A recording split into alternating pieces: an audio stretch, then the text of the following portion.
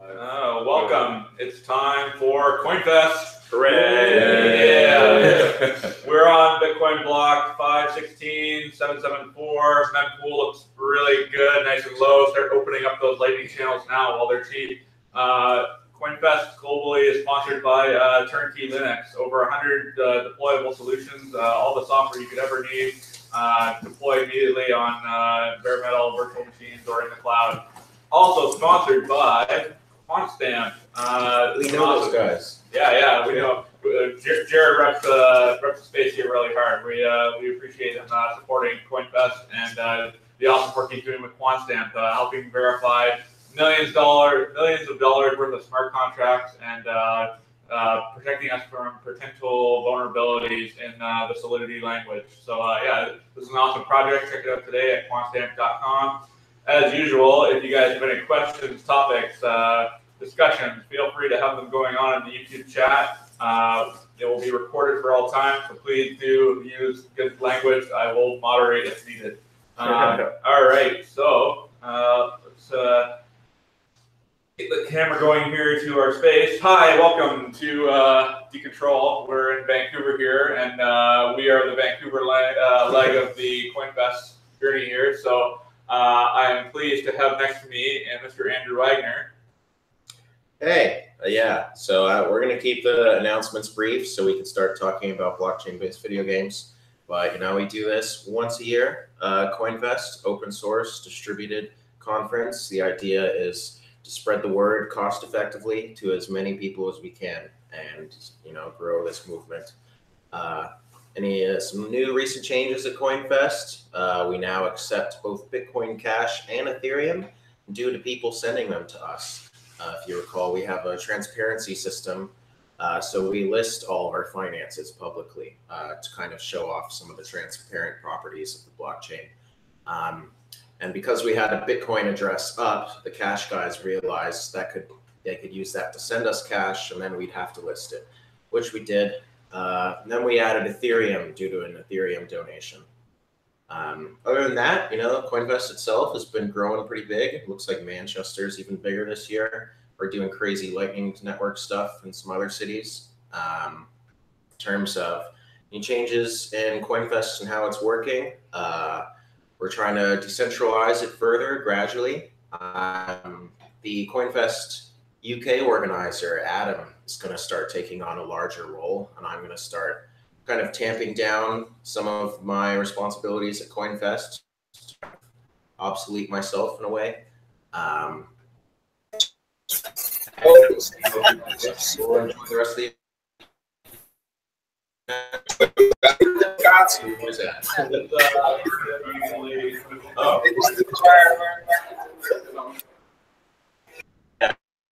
From the and of course, guys and man, lots of you I know.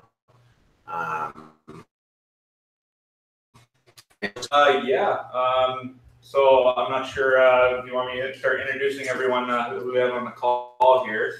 Yeah, let's go one by one. Who are the game developers we have in here? All right, so it looks like the layout up there is the same. I'll start from the right there with Space Pirates. Welcome. He's still muted. Yeah. Speak. Okay. Hi, guys. Thank you so much for joining today. Yeah, how have you been? You're now you're working with some new games? Yeah. So right now I'm working with Neon District Crew. It's kind of like a cyberpunk RPG game that's being developed. We worked with Pineapple Fund and Atari. We made a little RPG dungeon crawler called Hack and Hash. So, you know, getting into different things with you know, blockchain gaming this year. So it's been a good start. That's cool. You haven't abandoned Space Pirates though, right? No. We're still in beta. So Age of Rust is still in beta, and we've got quite a few players now who are in there working on our online treasure hunt. So definitely a lot of people having a good time with that game. So it's been fun to watch that grow and watch the community grow around it. So it's good. All right, that's Siobhan next. Yeah. So I if you think guys they want know each other. You know Siobhan. Oh, yeah. Hi. So yeah, Shaban from Ava Dreamsoft, producer of Spells of Genesis and different apps around it, like Book of Orbs and the game ecosystem that works on Counterparty. Very nice. OG. Oh yeah, living the dream.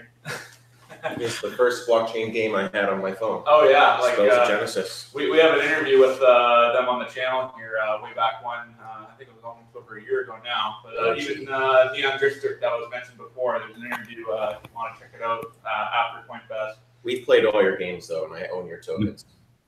And so yeah, share your username. I'll send you some boost. Sweet. All right. So who do we have next here? Looks like Josh. Hey guys. From CoinDroids? CoinDroids, absolutely. Oh yeah, that's the game where my gun got jammed because I lost my private key. That's awful. You got to buy more ammo. Explain how your game works.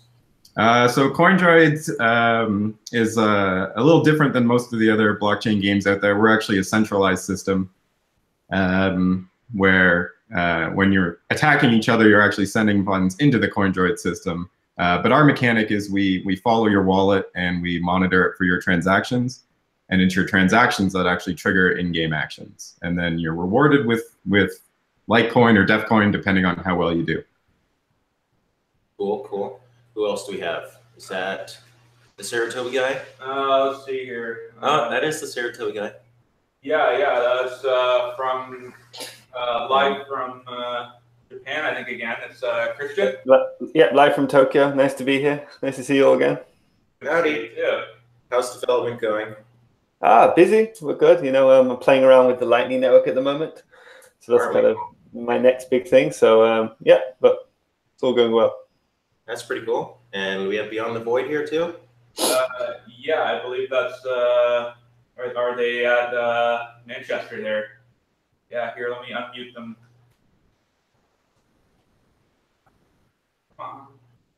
Oh, I don't know if I can unmute them.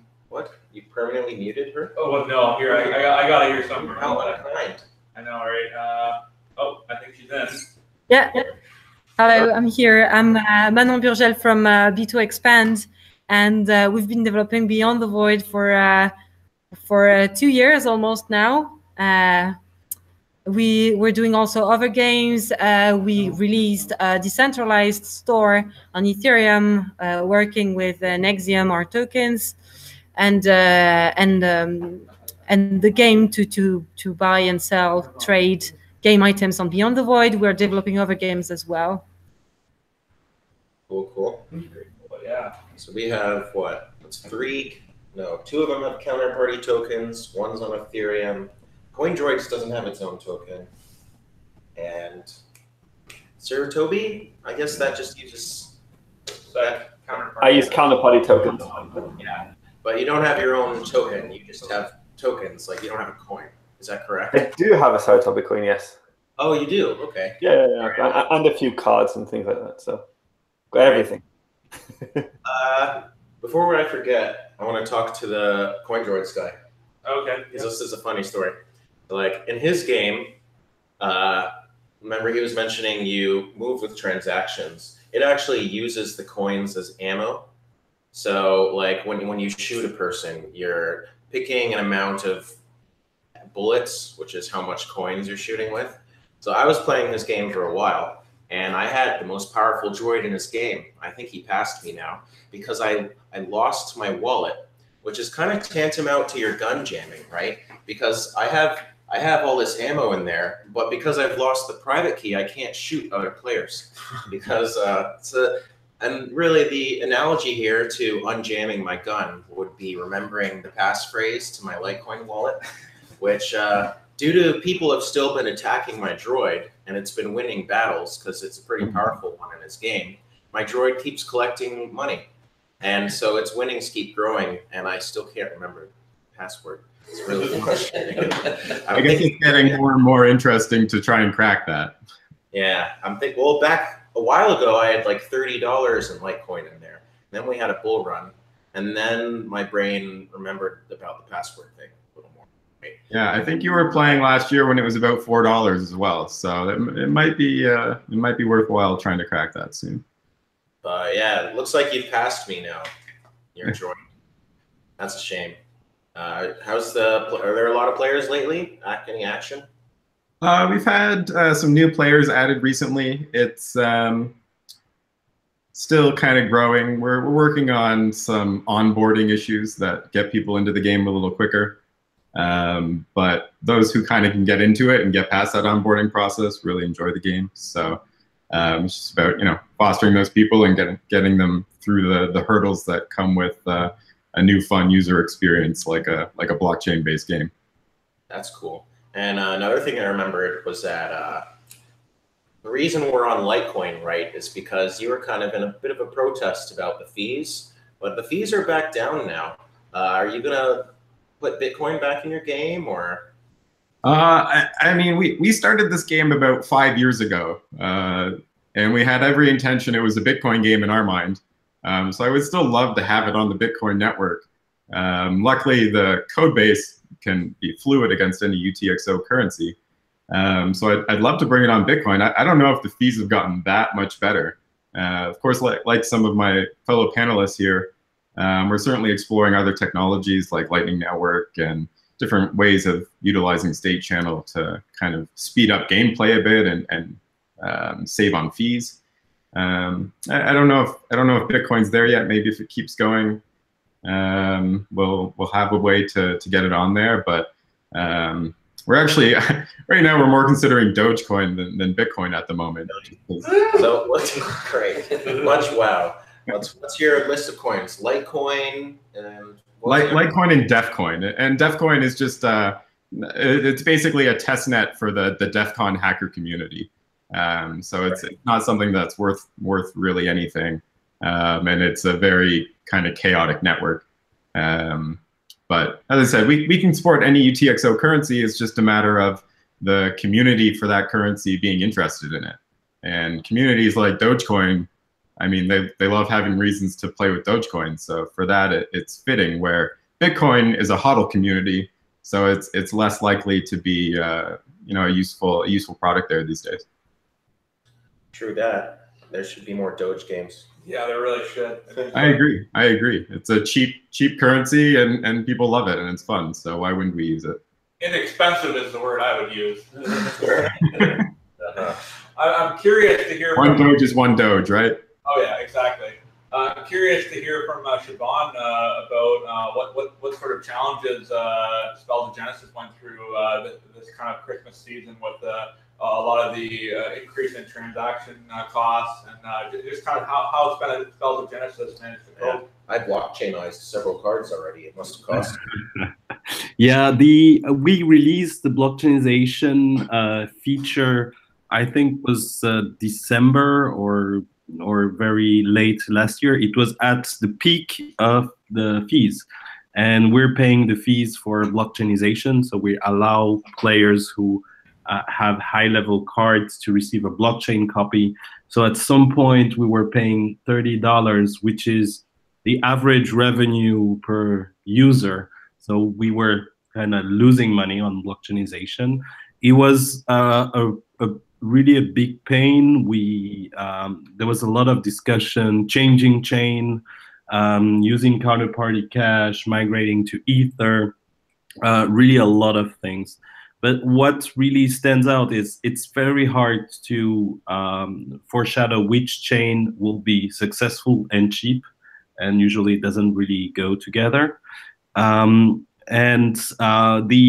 Where we state is we're gonna have the assets that are on chain that could be on different multiple chain, and it doesn't really matter on which chain you are, as long as you can collect the item or the cards. So what we are working on now is the multiple chain wallets, which is the evolution of Book of Forbes together with IndieSquare.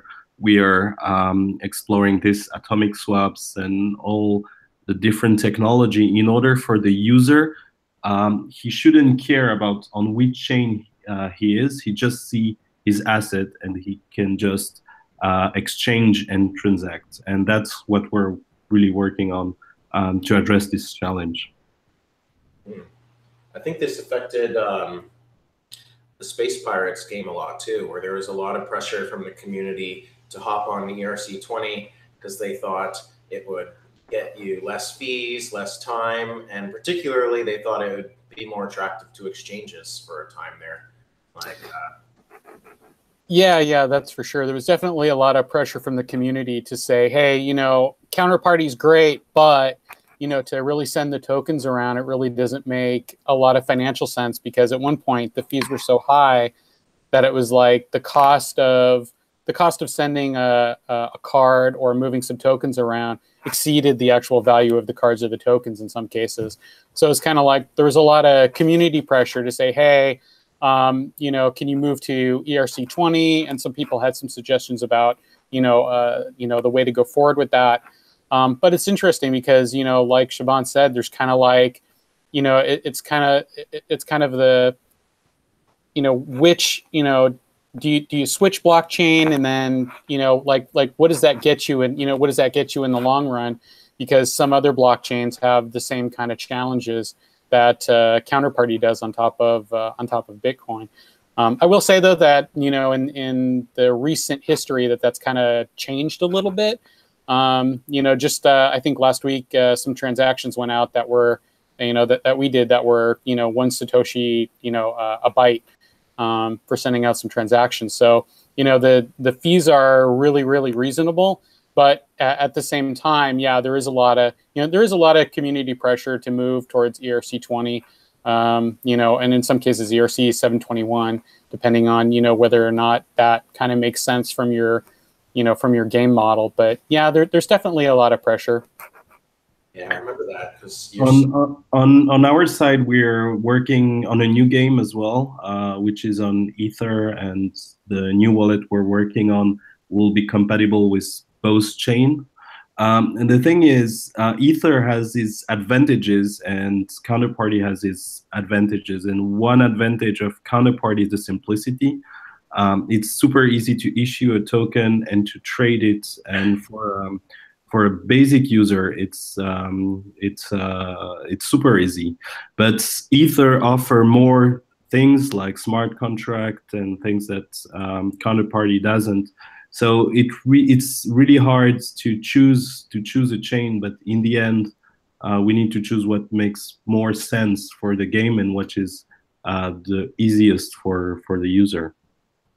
Yeah, and also I recall that, particularly for Space Pirates, I think he's still mostly traded on the Counterparty DEX.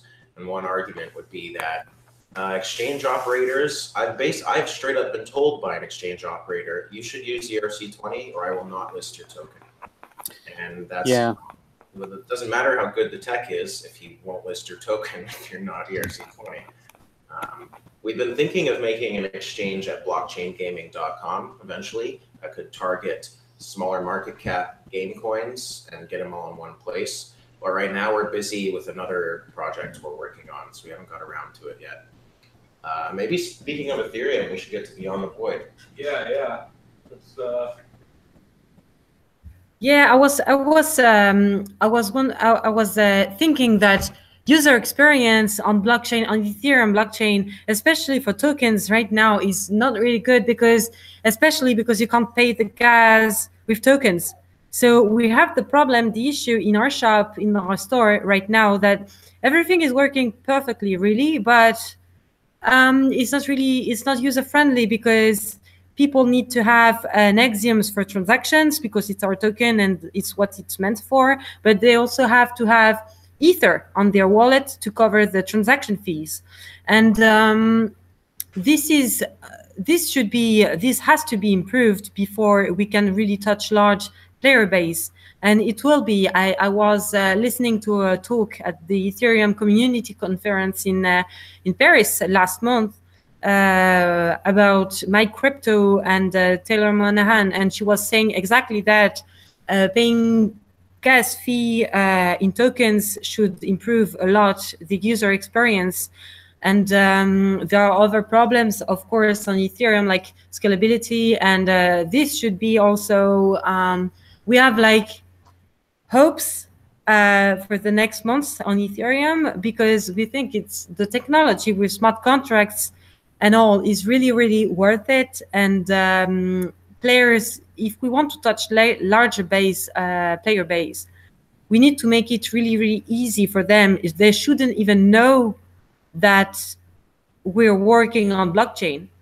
It should be invisible for them. And I think another interesting thing that could be and should be developed is cross-token, cross-block, like Shaban said, like tokens that could be an asset that could be used in both chains, and tokens that could be exchanged between themselves.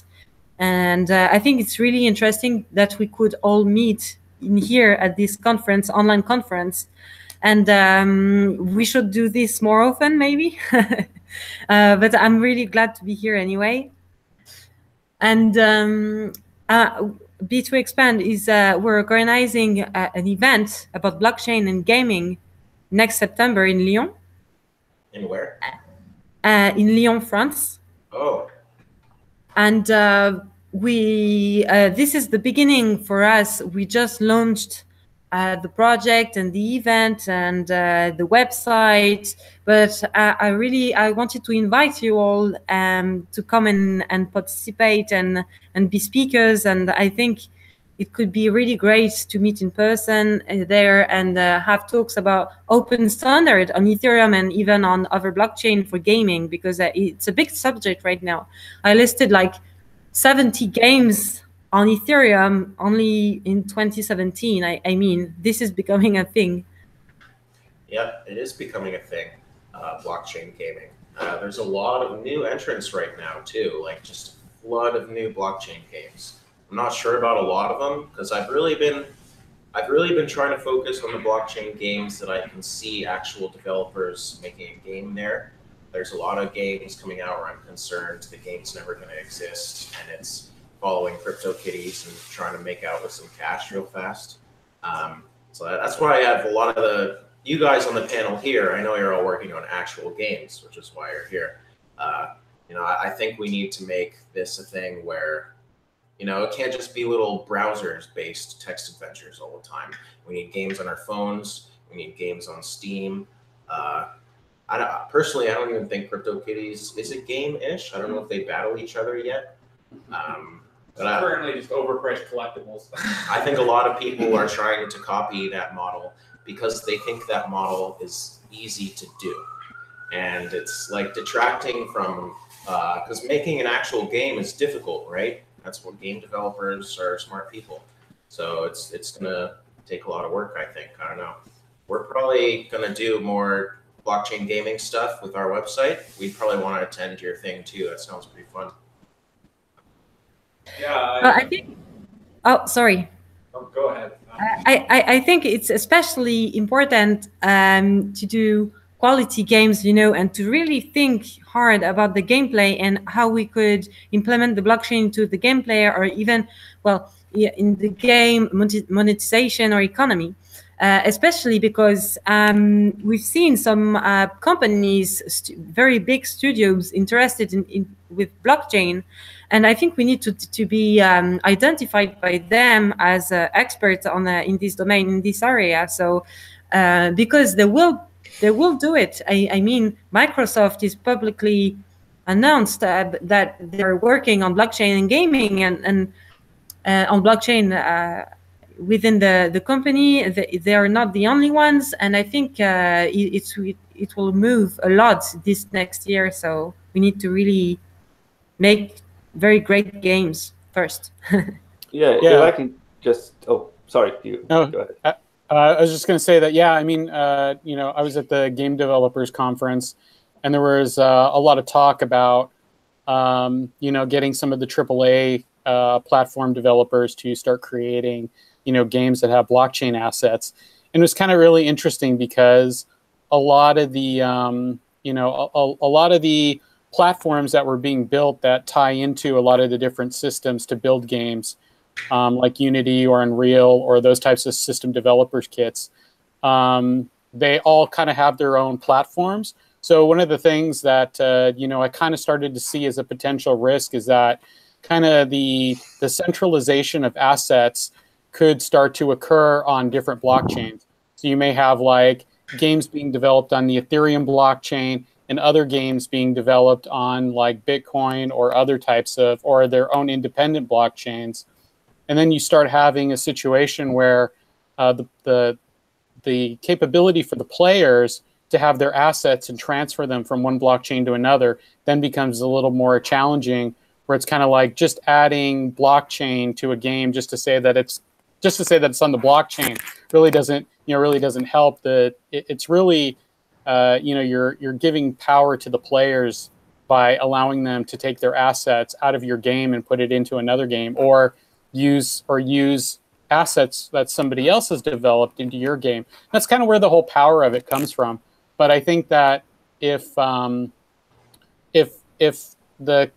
gaming community and the blockchain gaming community isn't quite together enough, what will happen is that the centralization will just start to occur again in the games, where the assets then can't go from one game to another. So I think that that's a risk, but I have to agree with Space Pirate there. So I think like I've spoken to a few larger gaming companies, and I spoke to one of the metro train station in Japan, and they wanted to make their own blockchain token. And if you talk to them for a while, they don't really want blockchain. They want complete control. They want a token which no other game can use, that can be controlled where it's used, and they don't want the user to be able to sell it on an exchange. They just want to use blockchain. So I think there's a bit of a disconnect. But I agree with Space Pirate that I think the power is really with the smaller studios. It's great if larger studios want to get involved, but at the moment, I think blockchain gives the smaller guys the edge, and the ability for smaller projects and studios to work together and share game items. And I think that's the direction I'd like to see. I think our peer over there from Beyond the Void had a good point when she was first mentioning we have to be careful not to create just blockchain games. We have to create good games that happen to use blockchain as a tool in the background. The game should be good without the blockchain. Exactly. Like it's like we don't advertise. Oh, I made a game that uses SQLite. I think we're in a phase where we can get away with it at the moment because blockchain's new. We can be innovative, and it can be cool and interesting for a while, but it doesn't last, and there's no deep. Yeah, so honestly, like I made CoinDroids originally as a way to make like a weird blockchain game, like punch in your face blockchain, and now moving forward, it's like, okay, well, that was fun, but now I have to consider the fact that my users don't care. They just want to play a game, and being able to win value is the mechanism that I want to implement. And it just so happens that blockchain technology allows me to implement the movement of value back and forth between players in a really quick, seamless way. Don't say no one cares, I care. Okay. I'm going to bother Mandelduck with a question. So I saw you were doing some kind of little mini game related to Pepe Cash. And the Pepe thing was, for a while, I viewed it as kind of a copycat of Spells of Genesis because I saw cards and I didn't see any game development for a while. But now it looks like there's actual game development going on, and I've been out of the loop. Yeah, well, so I'm actually not involved with Rare Pepe at all. It's just that there's a lot of Rare Pepe users, so it's quite attractive in the counterparty community. But so what I was demonstrating, it wasn't just for Rare Pepe, it was the ability to use any counterparty token and quickly make like a simple HTML5 game. So what I'm working on at the moment with a company called Indie Square is a kind of MetaMask. I'm not sure if people are familiar with MetaMask or but like a kind of a multi-chain version. So it'll have counterparty, and Ethereum as well, and you'll download a wallet. It could be the Indie Square wallet. It could be somebody else's wallet because we're making a standard. And you can develop a web-based game that will read the balance of the tokens of the wallet owner. And they could read the counterparty tokens, they could read the ERC20 tokens. And I just wanted to kind of show how easy it was to quickly make a game that, you know, gives value to people's tokens that they have. So that's where that was going. Well, how's SaruTobi 2 development coming along? SaruTobi Island? Yeah. Yeah. So Island? Yeah, it's called SaruTobi Island because based off Monkey Island, because that's my favorite game. It's been released in chapters. So chapter 1 was released and chapter 2 was released. And now I'm working on chapter 3, which hopefully, if I get around to finishing it, will have some Lightning Network capabilities in. The thing at the moment is it's a mobile game, and Lightning, well, actually yesterday, I think Eclair announced their Android version, and I'm working on an iOS app and a few other guys are. So hopefully if the timing's right, we can just let users play around with Lightning in the game. But it's coming. So will those Lightning channels kind of be useful for just traditional payments? So like the network you're kind of building with the Lightning-enabled game will be useful in kind of payment-enabled channels? I think at the start, I think Lightning, as much as I like it, it still is kind of new, you know, so it's going to be quite simple. It's just going to let you be able to kind of buy things through Lightning. And then if you speak to the Lightning devs, the roadmap they have is pretty cool because they have things like swaps and they have all these things called multi-party channels where a whole gaming community can be in one channel. There's lots of stuff coming in the pipeline, but at the moment, I just want to kind of just get the ball rolling, you know, and just kind of show people, you know, what you can do and hope other people run with it as well. That's cool. We should keep a tally of how much cross-pollination is going on here. Like, for example, I have SaruTobi card in Spells of Genesis. And I think Rustbits and Spells of Genesis had plans for some cooperation too. Is that correct? Yeah, that's right. To get into one of the areas of our game, you actually have to have some Spells of Genesis cards. Oh, I do. And you know, one of our crypto prizes in our game has a Spells of Genesis card in it. So yeah, I mean, we definitely try to involve, like, you know, more. I mean, right now we're just, you know, kind of in beta, so we're still experimenting with some of the other counterparty assets, and we want to include more counterparty assets, you know, into the game as we go forward, and potentially, you know, if there's opportunity there to, you know, start, you know, using other types of cryptocurrencies and other assets into the game at some point. Yeah, because how are we going to get? So you have cross-pollination between all of your counterparty games, but what about Beyond the Void? You could Lightning Network that somehow. How are we going to mix and match on our new game that we are working on? We try to integrate a lot of user-generated content and foreign game content. So you'll be able to use your Beyond the Void asset, Age of Rust assets, and all that stuff in the new game. And I think that's really the future, because it's super interesting to use other token to steam your own game. So in a sense, you kind of stealing the other user into your game, but at the same time, it gives even more value to the game creator. So it's a win-win situation that I think will be more and more important in the future. So combined with other games, but also user-generated content. I'll just kind of jump in, and it depends what you want to do, but it's really simple to have a game that can use both counterparty and ERC20 tokens.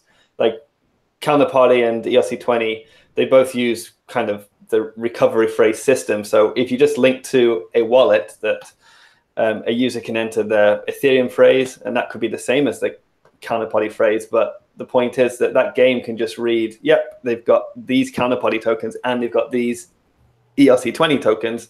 that means we'll give them these game items in the game. So it can be done really simple. And I have plans, and as Shaban said, he has plans as well to add ERC20 tokens as well. Now, how does that kind of tie in with something like Rootstock, kind of allowing smart contracts on the Bitcoin side? Like, I guess, is there going to be more functionality or maybe more interoperability between? Yeah, so assets? I'm kind of, maybe the other panelists can talk more on that, but my incorporation of tokens is very simple. It's just basically, if you have it, I'll give you access to a game item. And that is so easy because I don't have to worry about transactions. I don't have to worry about fees. Just if they have it, it's all off chain. So, but I'm sure the panelists are doing something more, a bit more advanced and fancy. So maybe they can talk about smart contracts and things. Are any of you guys gamers? You got any questions for these guys? Yeah, I do actually. Can you hear him? Am I pretty clear? Hello, everybody. I'm Brennan. I'm sort of off to the side here. All right, there's my hand. Hello. So I was just thinking here about ERC20 tokens and how that protocol makes it really easy to list all these tokens on an exchange, because it really sort of solidifies how you interact with these objects. And just considering now these game assets that are have potential to be used across games. Say, for example, like you have a set of RPG games and there's a certain sword that has certain properties. And I'm just wondering if anyone's considered writing a protocol that allows you to sort of query those properties of that asset so that it can truly be used in different games. And if there's been any sort of steps towards creating a protocol, or if it's still, as some of you had mentioned, still very siloed in each game, and yet there's a market within the game, which is great. But having a greater market where you could trade assets between games and use assets across games, I think would be really interesting. I'm just wondering if there's been any work there. Well, yeah, I suppose the protocol for Ethereum is just Web3, I'd imagine. I guess it's more browser-based, but I think there's plenty of APIs that you can use to kind of read games, and I think that's what Shaban is working a lot on that with EDS to make such a system. A related question. Yeah, the thing is, one important question is, what do you put on chain and what do you put off chain? Yeah. There is a push to put some game rules or properties on chain, but if you think about it, on-chain transactions are expensive. So if you look at an RPG where you have a character that evolves a lot, sometimes it doesn't make sense to store all that data on-chain. And if you look at the Rare Pepe example, it's pretty interesting because Rare Pepe has no game rule. Someone creates an image, and the blockchain only manage ownership. Do I have it or I don't? And then you can have separate games that defines their own rule and say, okay, if you have this, then in my game, this happens. But if you store these rules out off-chain, not on the blockchain, it gives even more freedom to game developer to use the asset in a different way.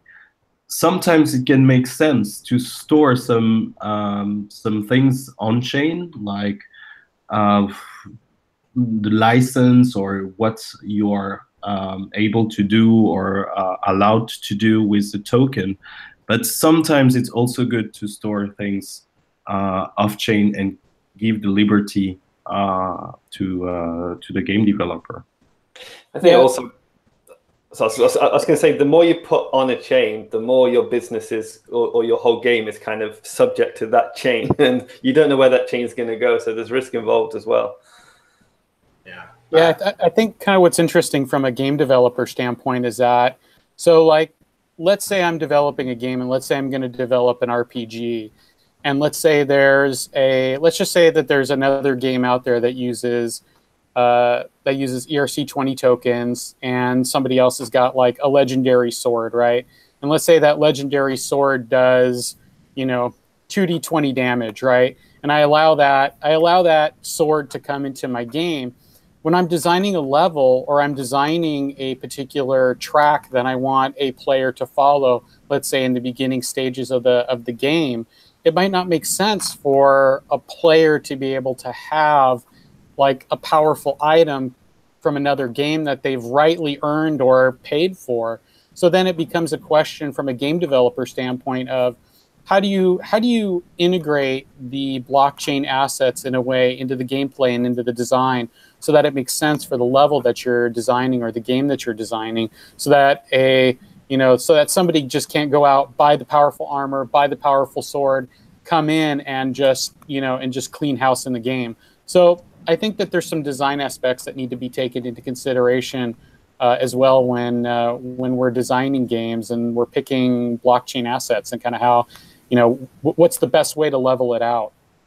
We actually might even be able to kind of take that same strategy that we use as game developers and give that freedom to the user. If it's, say, a battle game, then let the user say, okay, we want to bring in this counterparty asset, and all the players in this one small arena agree that this item has these attributes, and we're going to play with that. So there's kind of two different things to it.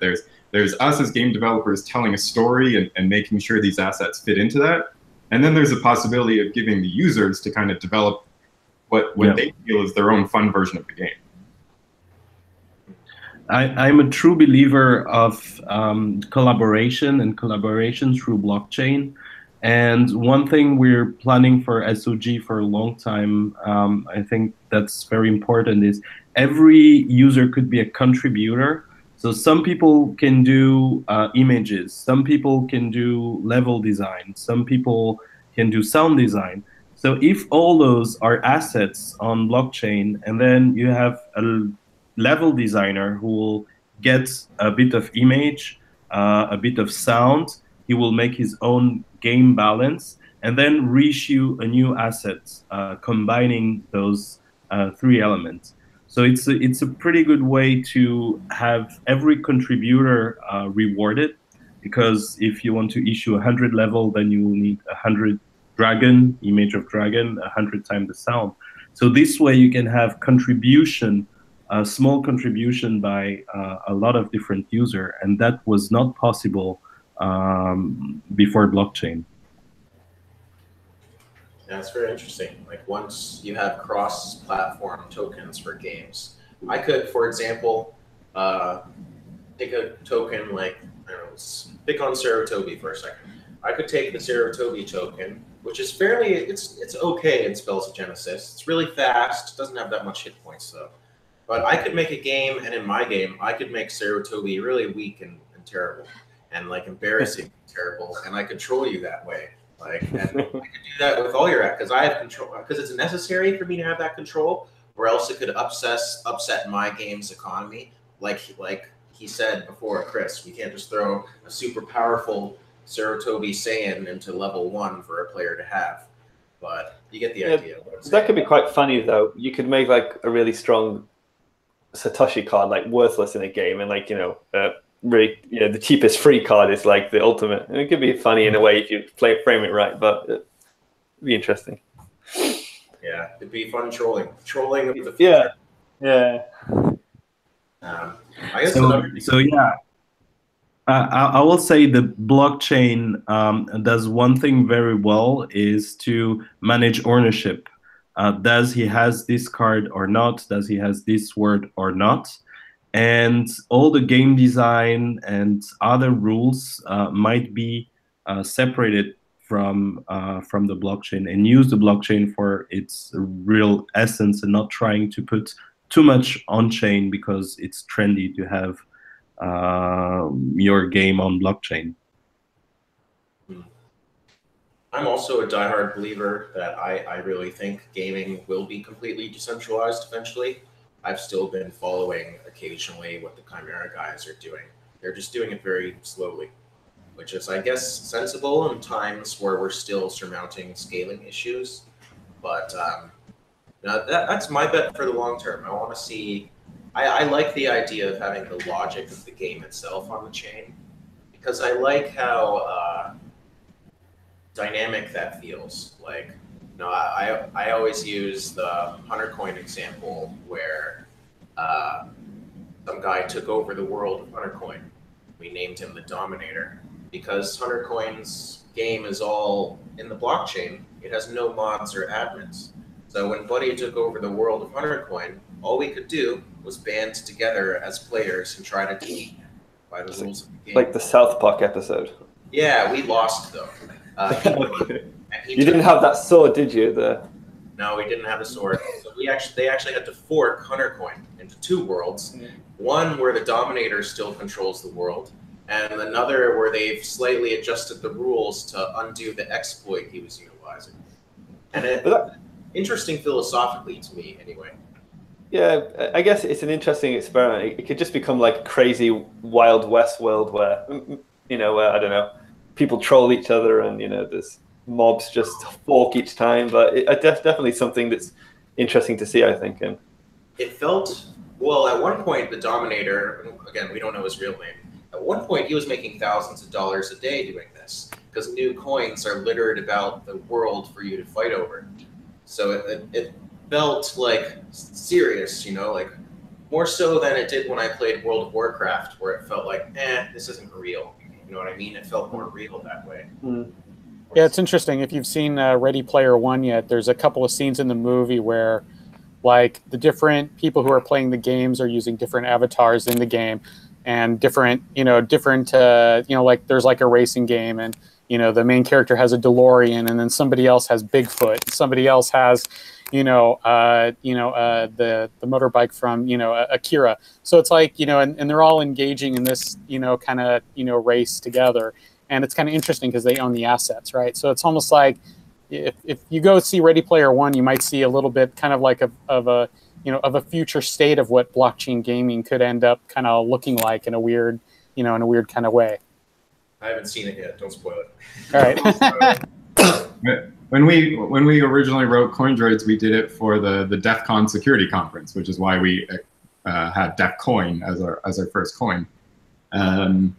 And our ethos is if you can hack the game or take the game's mechanics to your own advantage, that's all part of the game to us. That's part of the fun. That's part of what our community enjoys in it. That's not what everyone is going to enjoy in a game. Some people like very strict rules and want to know what they're playing within. But with us, we leave little breadcrumbs that let people go and discover new ways of screwing with each other that give each other fun advantages. So that's just our methodology for an interesting game. But. Yeah. I'm kind of curious, maybe not with regards to fundraising, but just with the game itself. What sort of kind of regulatory conversations have you guys been having? Have you had to speak at all with the regulators regarding in-game currencies or assets, and whether or not they've been classified as traditional securities or something? I think that's actually a very, very important question these days. My day job is a little different than game development, and I follow what the SEC is doing quite a bit. And anyone developing a token, even for something as fun as a game, I would be very concerned and have a very good legal team, personally. Yeah, in Japan the rules are a bit different, but Japan came out with some clear guidelines, and I think decentralized exchanges like the counterparty DEX is like a no-no in Japan, and so I think it's personally I just kind of just put a stop on selling tokens at the moment. I don't think they count as securities, but I don't want to have to pay X amount of money to find that out, so it's not a good time personally. But wait, I have a question. You said they view decentralized exchanges as a no-no? Decentralized. Decentralized exchanges. Yeah. You can't stop me from putting your coin on a decentralized exchange. So the issue we had is that so I work with a company in Japan called Indie Square, and they're like a registered Japanese business, and they have a counterparty wallet with the DEX in. So by giving access, giving the users access to the DEX, requires certain licenses and et cetera. So yeah, so obviously, how they can enforce companies, but they can't stop users, But that's a problem with like iPhone apps in a way. You can't you know, if your product's an iPhone app, you're really stuck to regulation, right? Because you can't just, you know, link to a website yet, but we're getting there. Yeah, my recollection is that this is why we don't have bit crystals in the Spells of Genesis app, because they have a set list of approved coins. So instead, you have little gems. Talking about Siobhan. Yes. So yeah. I mean, it's a very difficult world. I will say, because it's new. So we had to comply with Apple and Google in order to be listed, of course, and they want in-app purchases and stuff. So that's why we have completely separated operation. Spells of Genesis in one hand, the wallet and all the trading in another app. And so this is to comply to rule. But then as a company in Japan, since we are also operating in Japan, it's also a pain because we are issuing cards that are exchanged in a decentralized manner. So it's, I think no government yet has taken real steps in, they just issue guideline. But of course, it's a new ground, field of landmine that we have to always find a way in order to comply and be honest. And I think being honest is the most important thing. And starting from there, you need to find how you can be still honest, still giving ownership for user, and that's. Yeah, that's a challenge, but I think that's the important motto. Yeah, I think we have the same issue, of course, as all the other tokens. And in France, there is no legal structure for that, and no laws, and like everywhere else, actually. And what we thought is that we should be as honest as possible and as transparent as possible with tokens and cryptocurrency, and even with accountancy. I mean, how do you pay your taxes? How do you operate a crypto company? And there is no regulation for that.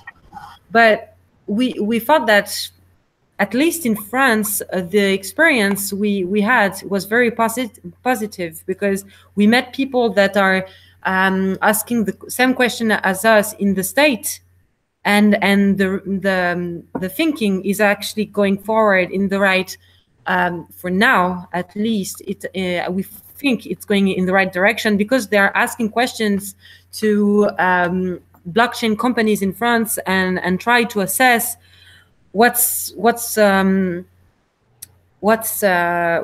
good or not, and how they should manage the cryptocurrency and the blockchain. So, but being transparent, I think, is the most important thing of all. Yeah, I think what's interesting is that, you know, we're kind of like, the technology is like a little bit ahead of the regulation.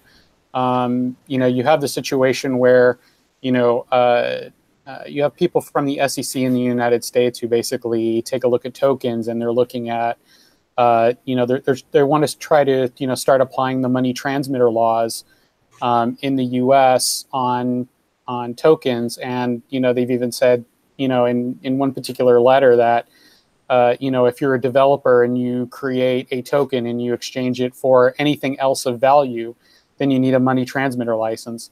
And in the States, to get a money transmitter license, it's like 10 years and $2 million to get them in all the states. There's only one state that doesn't have a money transmitter license, which is Wyoming.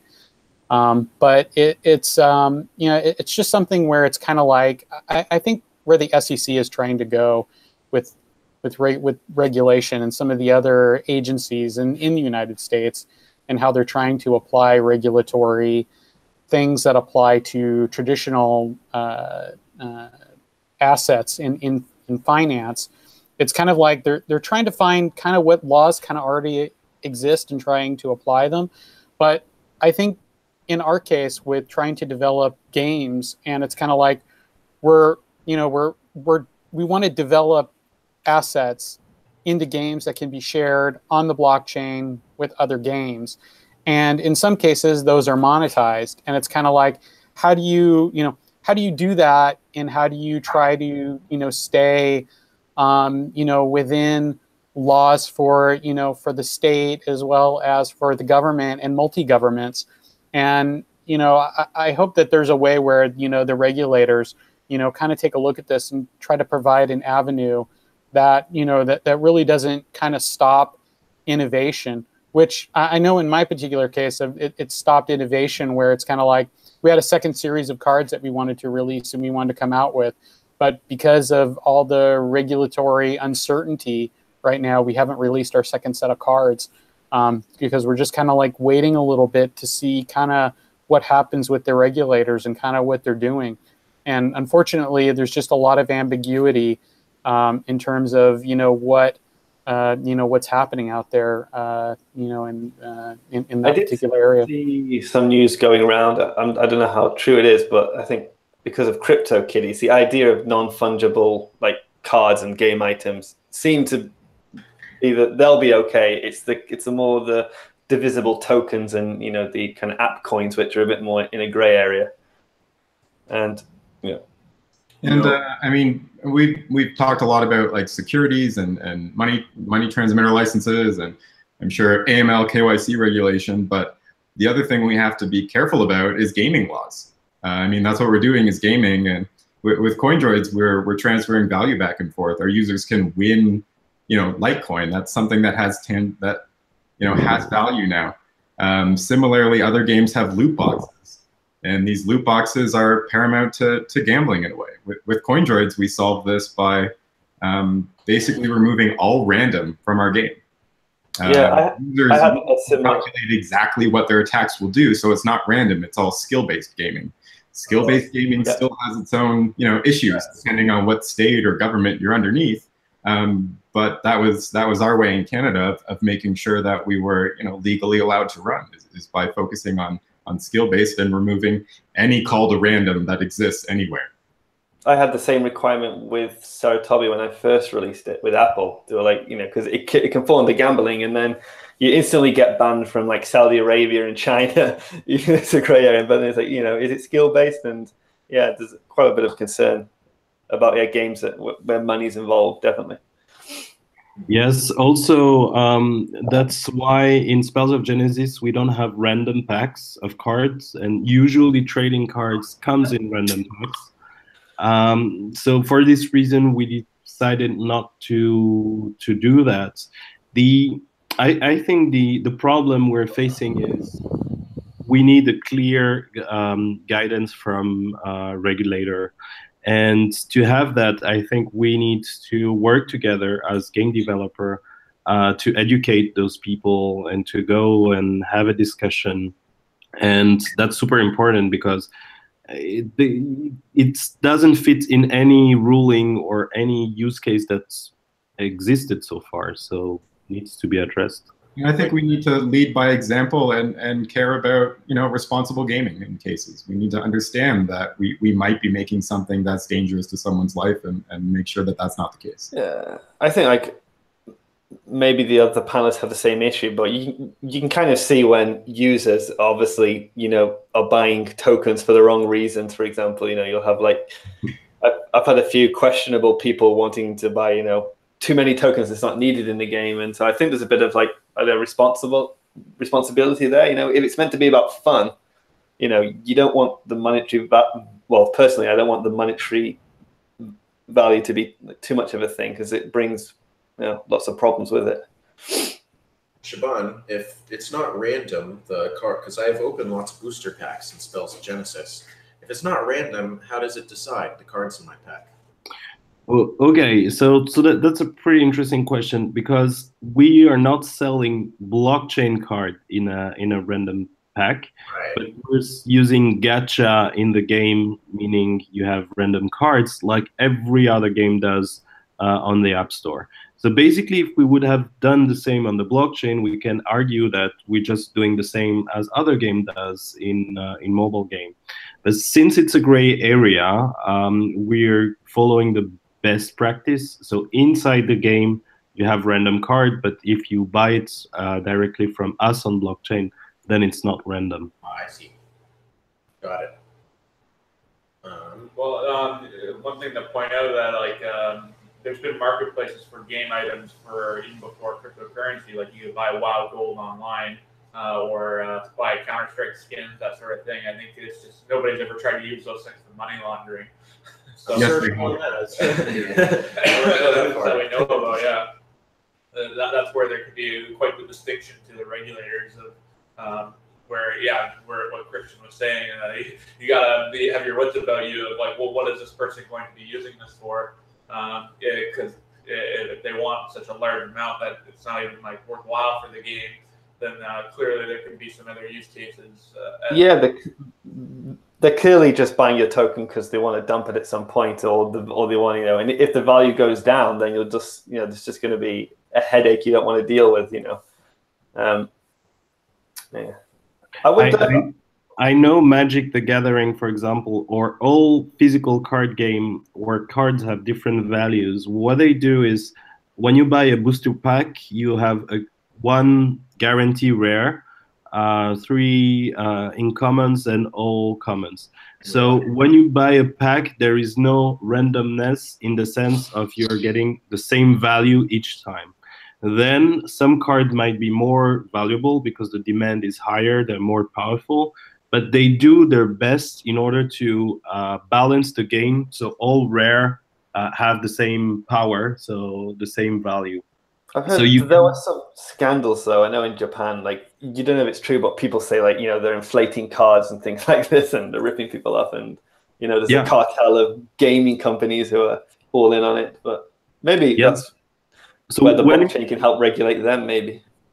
When it comes to mobile, then it's less regulated because you cannot trade those cards. But if you go to a physical shop and you receive a physical card, you can resell directly to someone else.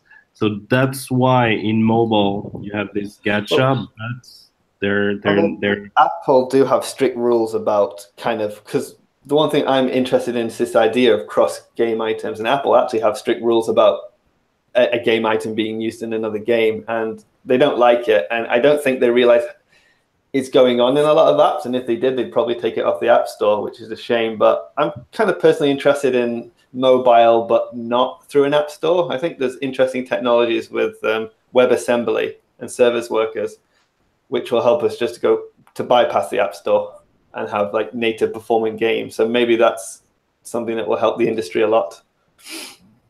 Yeah, that was the dream for a lot of years, having web stuff that is... WebAssembly is like released now, and I just want Unity to let you compile to it properly. But yeah, if they manage to have full online that have a same experience than native, that would be a great achievement. But we're waiting for it. I think it's definitely going to come at some point. Like, there's no doubt about it. That's the direction. Yeah. Let's talk exchanging for a second. As I may have mentioned, we own a lot of your tokens at blockchaingaming.com. I mean, that's the point of promoting them. We own them. We want you to succeed. But I've been following the movements, the price movements of blockchain gaming tokens very closely as part of that. Myself and Isaac and our partners working on this. One thing I've noticed is how very, very closely related they are. I can follow pumps and dumps of one of your tokens and it correlates to the other ones. For example, Nexium and BitCrystals typically move in tandem. RustBits tends to fall away sometimes, probably because it's only on a DEX. But in general, it looks like there's one whale or set of whales who likes to jump in and out of the blockchain gaming industry in its entirety. I don't know if you pull up a chart and compare Nexium to BitCrystals to DataBits, you can probably see it. What do you guys think about the price movements of, are you optimistic, those of you with tokens?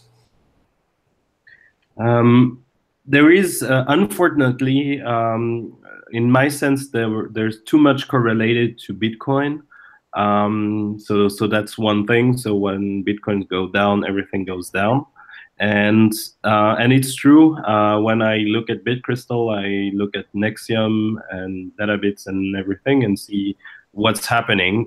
It's hard to figure out. I didn't found the solution of why it's so correlated.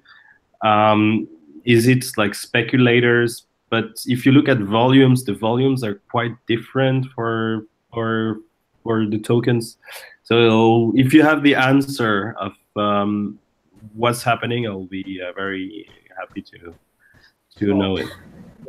Well, I think that maybe we don't have, well, Spells of Genesis does have a good player base, but speaking for Beyond the Void, I think we don't have enough players. We don't have a player base large enough that they monetize over the game.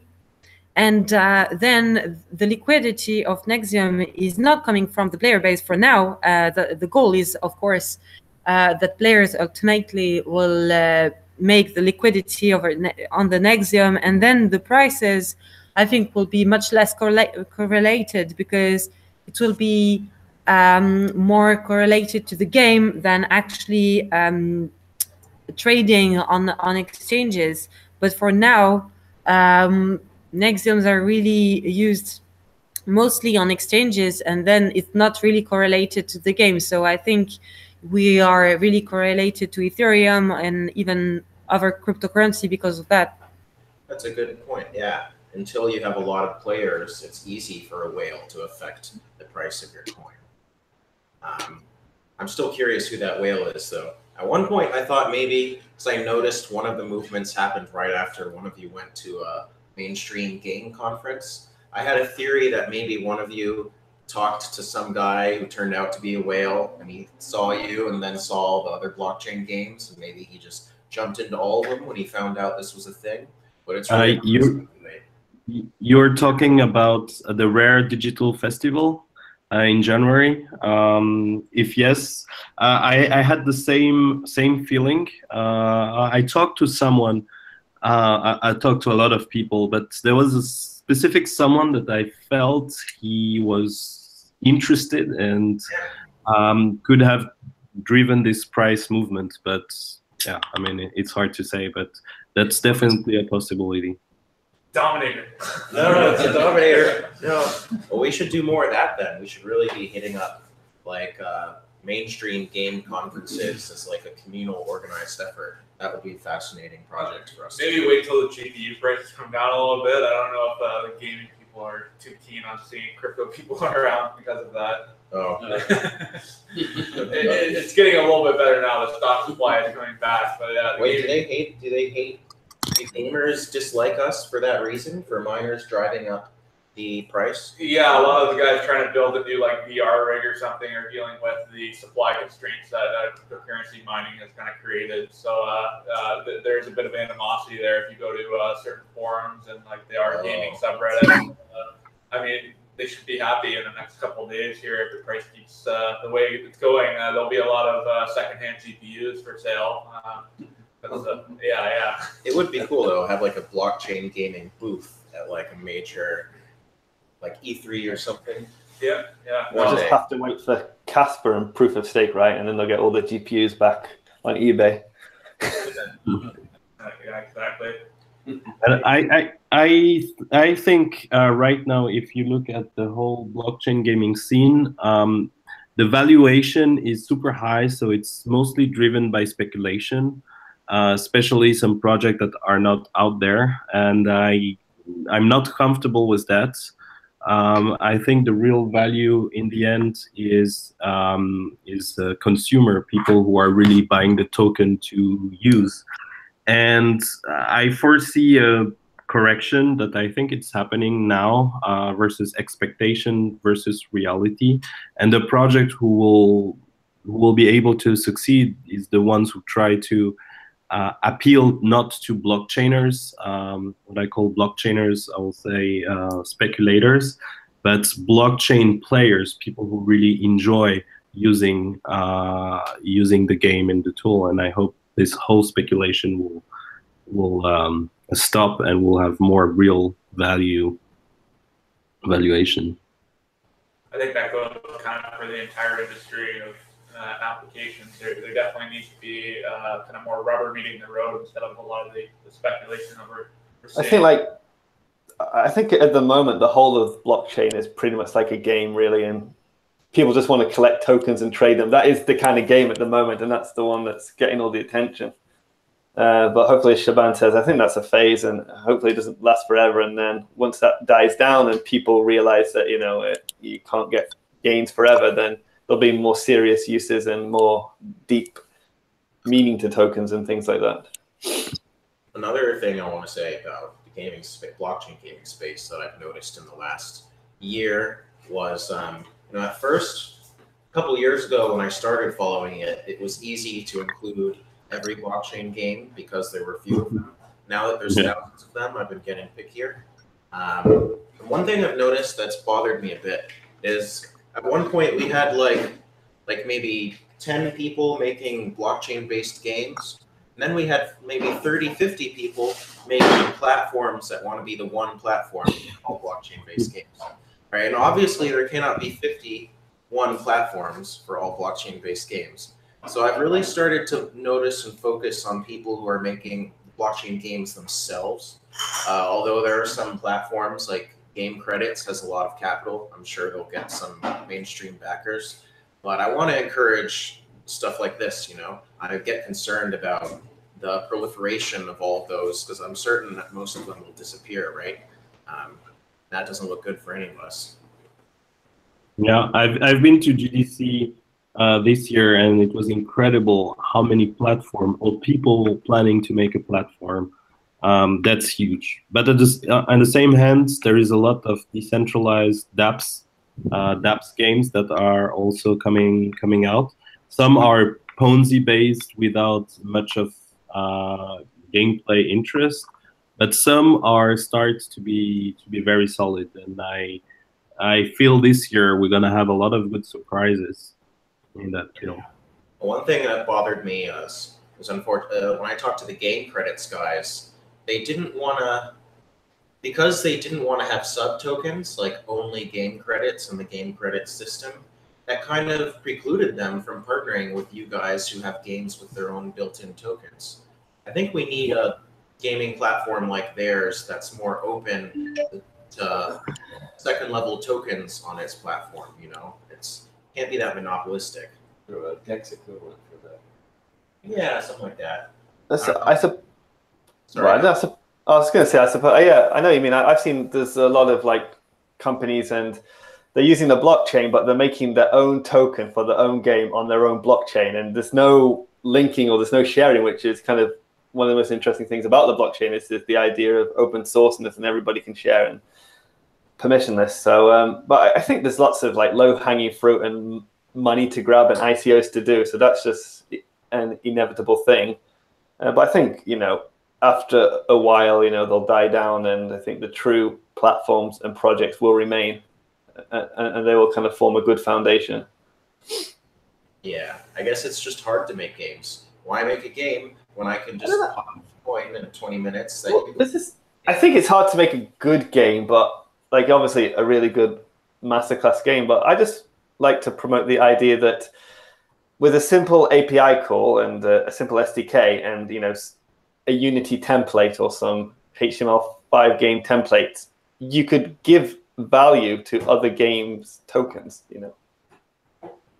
So, you know, I could just add Red Pepper in my game. I can make a game out of Red Peppers quite easily and just give value to the whole Red Pepper community or to the whole BitCrystals community. I think it's simpler than people think for simple games, but no doubt to make a decent kind of, you know, award-winning game, it does take time and dedication. Question for Beyond Void, because we haven't mentioned this yet. How's it going with Steam? We all want to be on Steam, right? Steam's major. Aren't you guys going to be? Don't you have a deal with them? Well, Steam has as one important thing they don't want users from Steam to go outside of Steam. So when games want to have a third-party shop, they just say, yeah, you can have your third-party shop as long as you don't advertise the shop or you can't access the shop through the game, because then users from Steam would download, install, play the game, and through the game would go to somewhere else, and they don't want that. So there are actually a lot of games, not crypto, but regular games that wanted to have the third-party shop and advertise the shop through other ways, social media, marketing campaigns, Google, and it's working pretty well for them. And so we did the same. We said outright that we wanted to have a third-party shop, and they said no problem as long as the store is not accessible from the game, and they don't seem to care really. So Beyond the Void was green lighted and on Steam in last June, and then in early access in September, and we have not heard from them since then. Even though we released the official Beyond the Void store in January 2018, and we've not heard from them, so we think it's really fine, and we didn't find any politics from Steam preventing crypto. They even accepted Bitcoin for a while, even if they don't anymore, but they did accept Bitcoin for a while.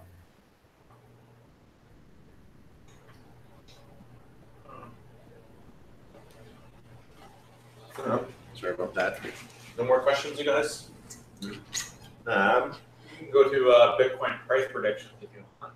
All right, let's also do BitCrystal, Nexium, and no, I'm just kidding.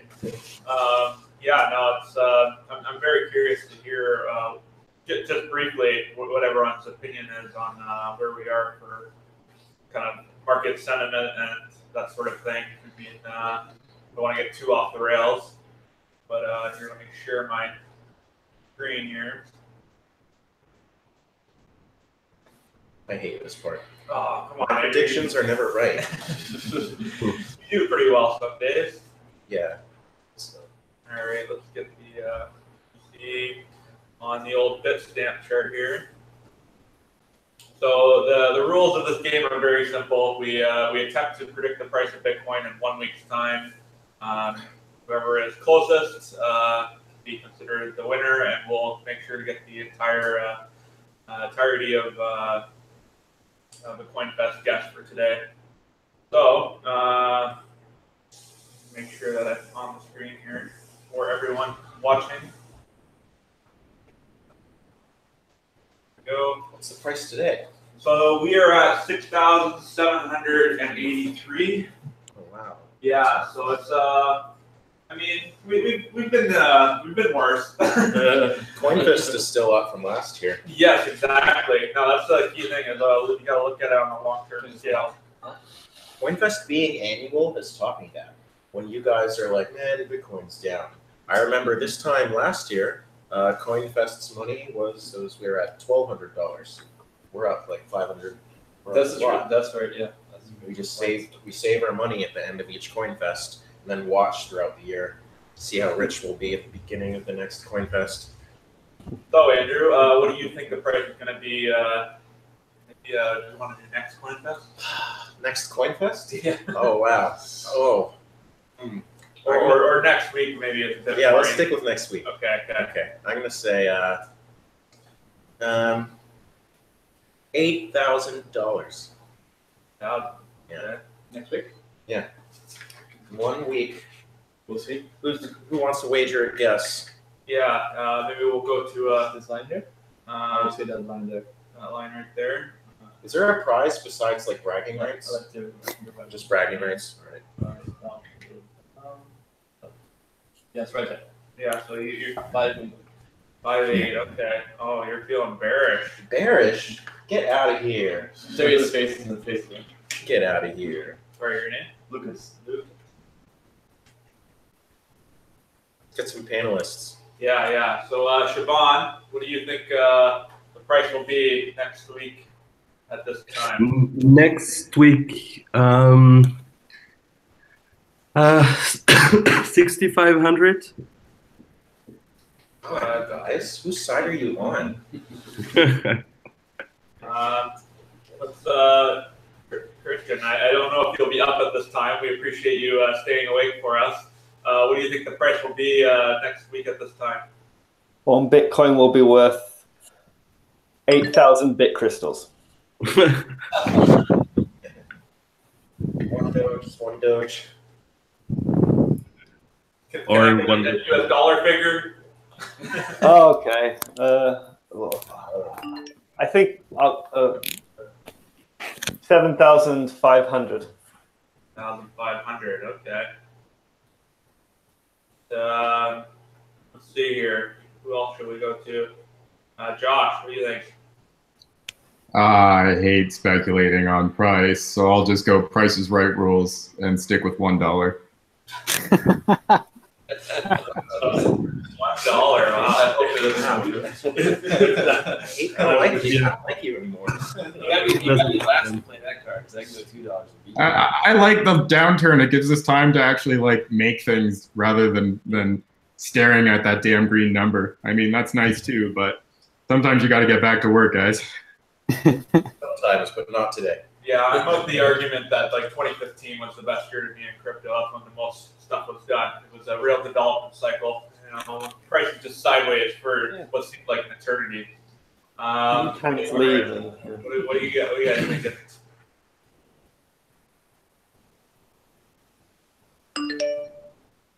Oh, just eating that. Space bars. Space bars. Oh, gosh. I'm gonna say 6,821. 6,821. All right. Our lovely guest from the UK. You all right, guys? Hey, what's up? Yeah, not too bad. Beyond the Void, they've had to leave just to remove the stuff and get sorted for the night. Okay. Well, do you have any predictions for us? What do you think the price will be next week? Next week? Yeah. Or next week. All for the up, about 8. Yeah, 8. You want to do 8,001 to try and undercut Andrew? Isn't that an overcut? Overcut, yeah. No, I can take it. Any more predictions in the room here? Brandon, you got one? Get out of here, Bears. What's the current price? Oh, a bull. One Doge equals one Doge. $6,736. Right. I think somebody already said 7,000. Can I send that? I think maybe just a little uptick, but not much. Come on, you're supposed to be a bull. Oh, I long term for sure, but this short term stuff, no, fine. Sorry, you said 7,000? 7,000. 7,000. All right. Any other guesses in the room here, guys? I don't know you, Lucas. No, guess Yeah, I don't even go that low. All right. Well, not a bad guess. we appreciate everyone on the panel joining us. I mean, it's been a great show all around. And yeah, I don't know, any closing comments? Guys, feel free to send your links out. So we'll go through the panel one more time. What's your favorite video game non-blockchain? Christian, what do you think? Non-blockchain, was it? Yeah, favorite game. Monkey Island was my first and favorite game. Oh, that's okay. How about the rest of you? That's a tough question. There's a lot of game that I like. I will say today Shadow of the Colossus. That was one of the... This guy has style. What about Chris? I'm going to say Splinter Cell for the Xbox. Interesting. Good one there. How about you, Mr. CoinDroids? Favorite game? I'm gonna have to say, just through time invested, either Dr. Mario or Ascension. I think my favorite game is Civilization. Okay. The only weird one. No, that's I'm still waiting for him to blockchain that. I don't think it's going to be a while. Still a big fan of Grand Theft Auto. Number 5, their online's been pretty good, but I'm finding out like their currency is extremely flawed. Well, one, it's like almost impossible to earn enough to actually buy things in the game that are fun, unless you're basically forced to pay. And then there's an entire community of hackers who basically have billions of dollars and are distributing them. So the commodity or the currency is flawed, but the game is still pretty fun. I'd like to see them maybe find a solution to it that maybe it's a little more immutable and a better inflation schedule. Their token economics are very flawed. All right. Well, should we take a break until the next one? Yeah. So thanks so much, Christian Moss from Mambleduck and SaruTobi. I hope I pronounced that right. Is that No. SaruTobi? Say SaruTobi. Oh, sorry? Say SaruTobi. Did you say that right? SaruTobi. SaruTobi. Or Toby. Any announcements or links that you want people to check out? Follow me on Twitter, and hopefully I'll be releasing updates about my progress with SaruTobi Island Chapter 3, Lightning, and also the Rare Pepe in-app mobile gamey things I'm working on. So Twitter @Mandleduck. Cool. All right. Thanks for joining us, guys. Thank you. We're going to get ready for the next panel. I was going to go through the other guys. Yeah, maybe, yeah. Yeah, sorry. Who else has links? Chris from Space Pirates. Yep. Yeah, just follow us on Twitter, spacepirate_IO, and you'll get all the latest information on our games. And Neon District. Don't forget that. Yeah, definitely Neon District. That's a hot property to check out. It's currently in development, so I think a lot of people will like that quite a bit. Yeah, we have an interview with their team down below. So, check out the channel with the Neon District interview. Oh, very cool. And let's see, Siobhan from Spells of Genesis. Yes, I'm kind of trying to find a Telegram link to the BitCrystal. We have a new BitCrystal on Telegram where we promote all collection in Book of Forbes, because we're moving into publishing, all games and assets that are out there. So join us on Telegram. I'm missing the link right now. But join us on Telegram to see all the new collection and all the games that are coming out that we're help to promote and spread the good word. Awesome, thank you. And finally, Josh from CoinDroids. Sure, just CoinDroids.com if you want to get started. Or you can follow us on Twitter, just handle @CoinDroids. Stop attacking me. My gun is jammed. Never. I'm sending you money. Enjoy. Okay, fine. And the Beyond the Void team had a message here just before they left. Yeah, I posted a link, the blockchain summit. Yep. Just finishing up now. Yeah, there's Great. a link posted in the chat. Yeah, the Blockchain Gaming Summit in Lyon, France, 25th to 26th September 2018. So, Sounds fun. Yeah, it's coming up here. That's how long it takes to sum it all up. All right, and then guys. watching at home, thanks for tuning in. We'll keep this link live, but we'll be taking a break for about 25 minutes before the security panel. Yep. So yeah, if you guys want to keep this going, we're gonna have a quick break here, start cracking beers, all that fun stuff. Already? 5 o'clock somewhere. Thanks so much for tuning in, and yeah, CoinFest will be back shortly. Nice to meet you all, guys. Intermission. Bye. Yeah, if you drink early, there's beer over there. Yeah.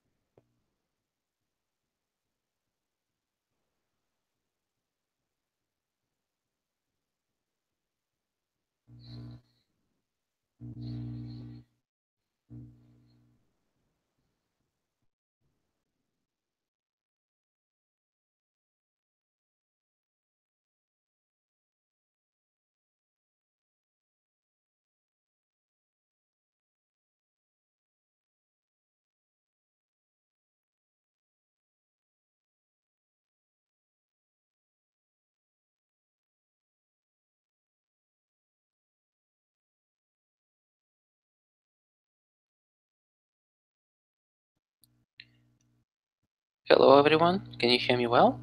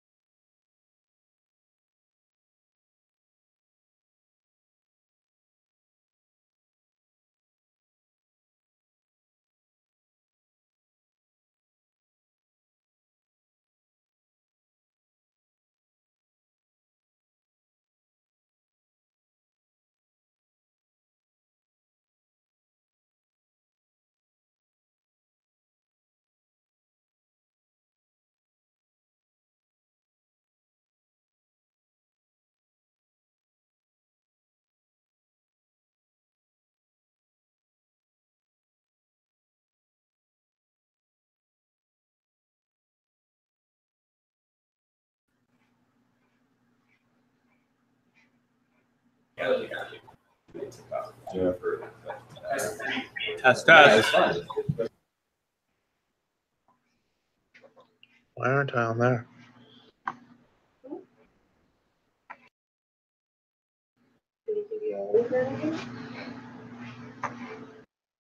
Maybe because you can't see yourself? Maybe your little thing will be on the bottom? Because it's you?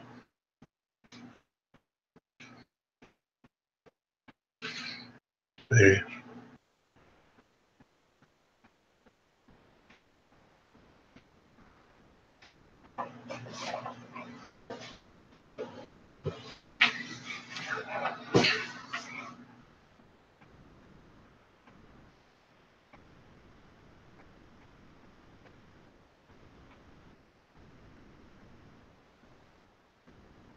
Why am I on there? Hmm?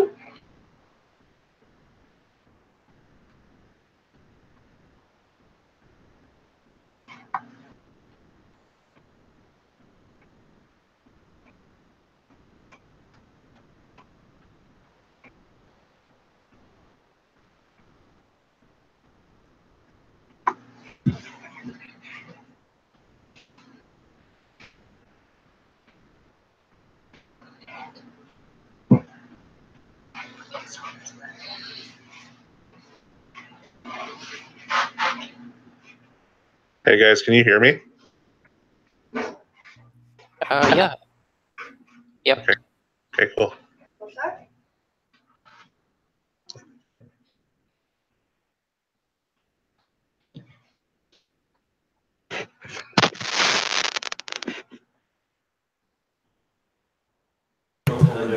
Hey guys, just FYI, the link is still live, but yeah, we can do some tests, and then I'll trim this out of the video as we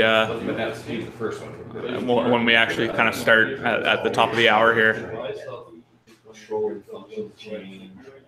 Mike, you look great. Nice pillows. Good stuff. Andy got them for me. Of course he did. I'm sure he's got a whole room full of them. Let me just check one thing here. Well, there's always that. So when you get there, you want there to be low friction, but all along the way, nothing but friction. Looks like Alex is in the call here too. I think he's muted right now. Yep. Oh, perfect. Yeah, you sound good. Excellent. All right, and then Andrew, do we have one more person joining us? No, we're still on the same link. Like this is still live right now. Oh yeah. Yeah. I gave it to Jared already. He's on that chat right now. We started. Yeah. Okay, we're good. And so the nice thing is issue tickets with hooked into our system, so that when they put into it, they say, "Boom, I'm sorry, this is valid part." As a broker, like self-controllers are upset because that took a long time, and they had to give that people. I put my jacket back here. There's all kinds of stuff like that. And then the municipalities are a whole other ballgame because they are governments you have to walk through for that. Oh, yeah, the bureaucracy and just So, Mike, how do you want me to introduce you as Crypto Asylum, Coin Cards, both? Yeah, just both is fine, I think. All right, get the show game on. So it's like, there's still, I think it's Burnaby.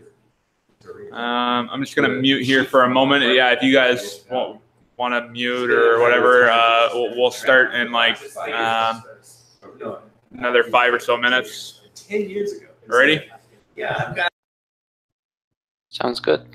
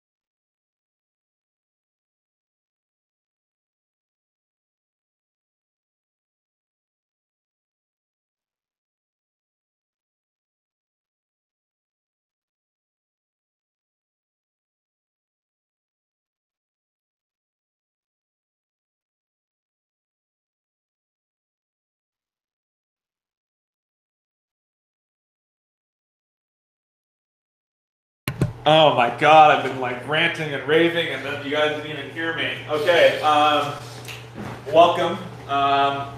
So I guess this will be where we trim the video off to now. Welcome to CoinFest 2017, 2018. Yeah, the year is 2018. He's on it. No Yeah. Thanks to our sponsor, Turnkey Linux, for supporting the global effort that is CoinFest. Right. Over 100 different software solutions available for deploying in your I guess server or cloud infrastructures. They have a lot of really great stuff available. Check it out at turnkeylinux.com. If that's not right, then check out the link below. That will be right. Our other sponsor is Quantstamp, helping secure smart contracts with over $1 million in different smart contract solutions being audited by their service. And they are one of our lucky panelists today. So I guess, we'll get into it right now with the security panel. So first off, we have Alex. I'm going to butcher your last name, but I'm going to attempt it. Sorry. Alex from Quantstamp. All right, so give us a basic synopsis, Quantstamp first, before we dive into things. We got to introduce Mike, too. Yeah, that's true. Thanks for joining us, Alex. Hi, I'm Alex Murashkin, one of the Quantstamp's engineers. And basically, our company is looking at empowering and enabling mainstream adoption of smart contracts. And our second panelist is Mike Olthoff from, did I butcher that, Mike? I'm sorry. Good. From CoinCards and Crypto Asylum. So CoinCards is an awesome service where you can convert your cryptocurrency, Bitcoin and Litecoin, to over 100 different Canadian retailers, gift cards, and spend them whenever you like. And then also Crypto Asylum, probably the best place to go to buy a hardware wallet today, with several options like Ledger and Trezor, as well as BitPay. So thanks a lot for joining us today, Mike. Hey. Yeah, Mike. Yeah. So, we wanted to talk today about high-profile incidents from which people could learn and protect themselves in the future. Maybe let's start with the Quantstamp guy. There's been a lot of, I think the one that everyone thinks of first when we think of failed smart contract is probably the DAO project. That was pretty big blunder. Yeah. What would have happened if the DAO project had used Quantstamp? That's a great question. So, actually, our CEO, Richard Ma. Explain the DAO project and what happened to it for people unaware. Basically, the DAO project, after it was launched, there was an exploit that led to people losing money. If I remember correctly, it's about 50 million US dollars. So basically, there was a vulnerability in the contract that led users to basically repeatedly call send on the smart contract, and basically due to the fact that a smart contract executes a function when it receives some ether, it was possible to recursively send the transfer again and again, and all the way until the smart contract was drained out of funds. So this vulnerability is called reentrancy vulnerability.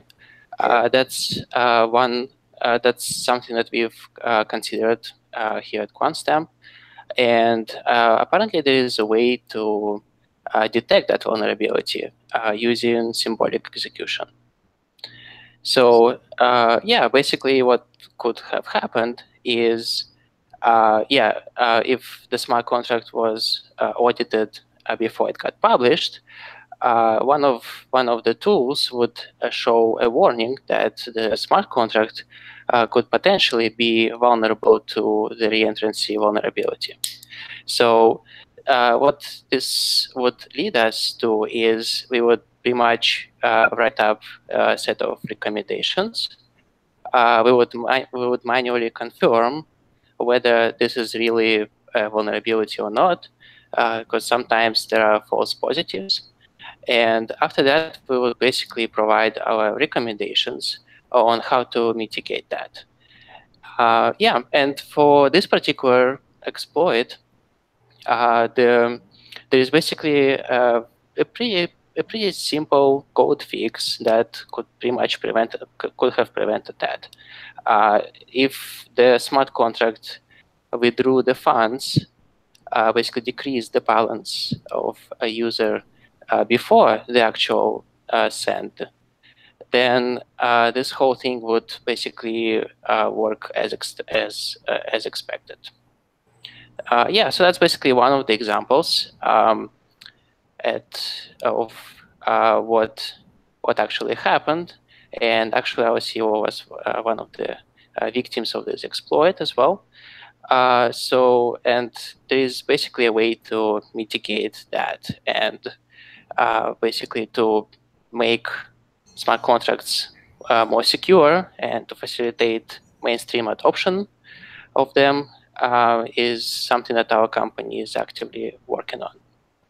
Interesting. If you had to pick another exploit incident that's occurred that's the most interesting to you as an explanation or in a story of how to protect yourself or what not to do, what story of exploit would you tell?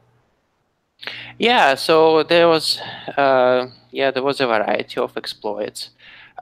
Some of maybe one of the well-knowns was also a parity exploit.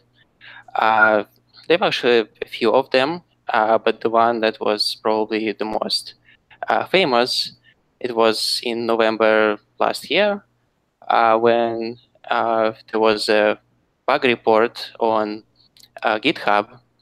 Well, actually an issue created on GitHub by a person who claimed that he or she accidentally killed the smart contract.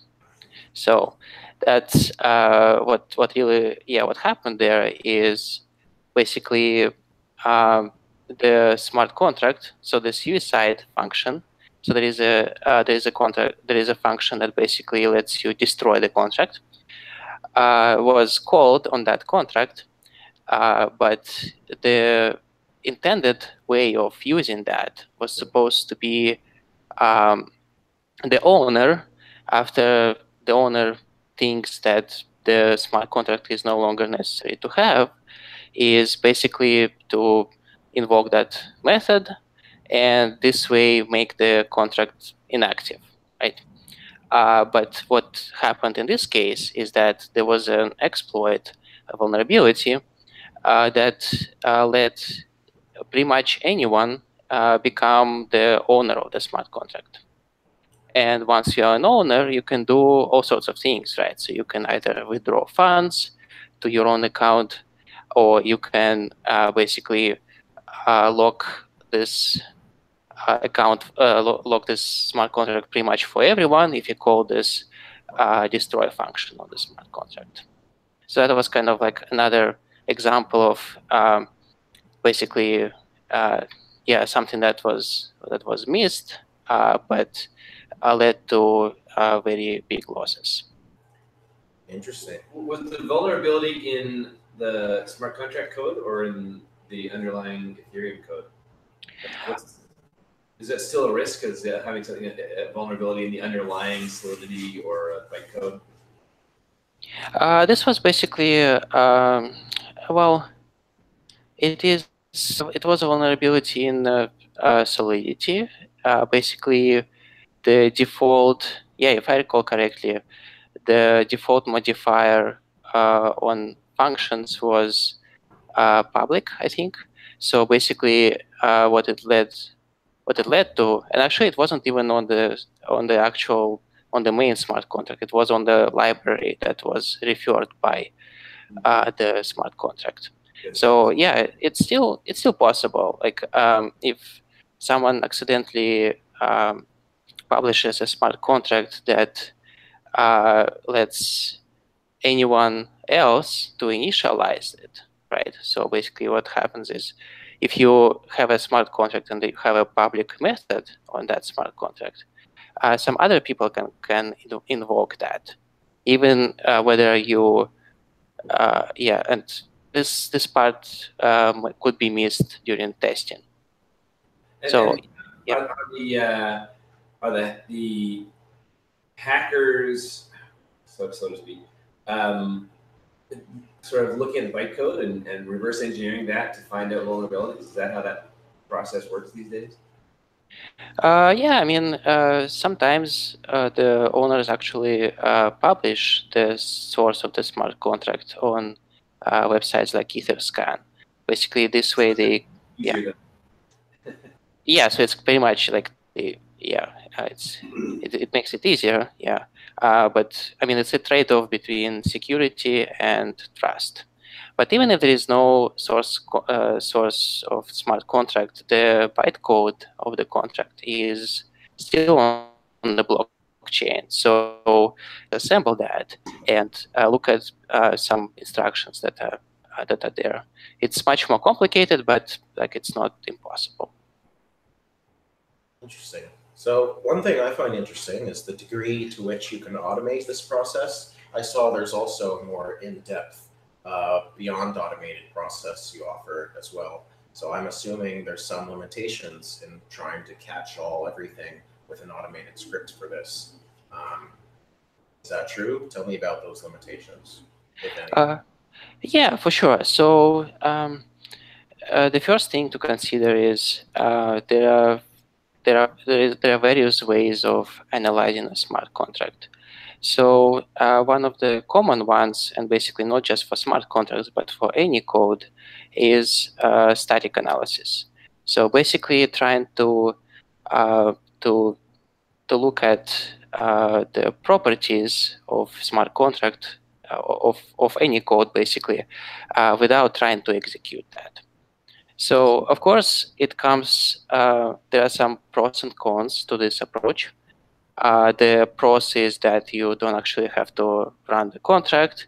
You have much more flexibility in terms of reasoning. Basically, you don't have to generate all possible inputs and try to feed them into the smart contract or any other code. It's just too difficult. What might be easier to do from the computational perspective is to do static reasoning on that. And but the limitations are there is that sometimes you can get false positives because without actually running the smart contract, it's hard for you to actually conclusively prove that yes, indeed, there is a vulnerability of this type. In some of the techniques, such as symbolic execution, that's currently used a lot for smart contract verification, that technique will pretty much show you a warning which says, hey, so potentially, this smart contract is vulnerable to the reentrancy vulnerability. And so in this case, someone, developer or smart contract owner, could take a look and indeed see whether or not this vulnerability makes sense. And there is various degree of precision of this technique, right? And I'm actually just talking about one technique. There are also other techniques that could be applied for static analysis. So basically, yeah, in this case, so one limitation could be false positives, and another limitation could also be,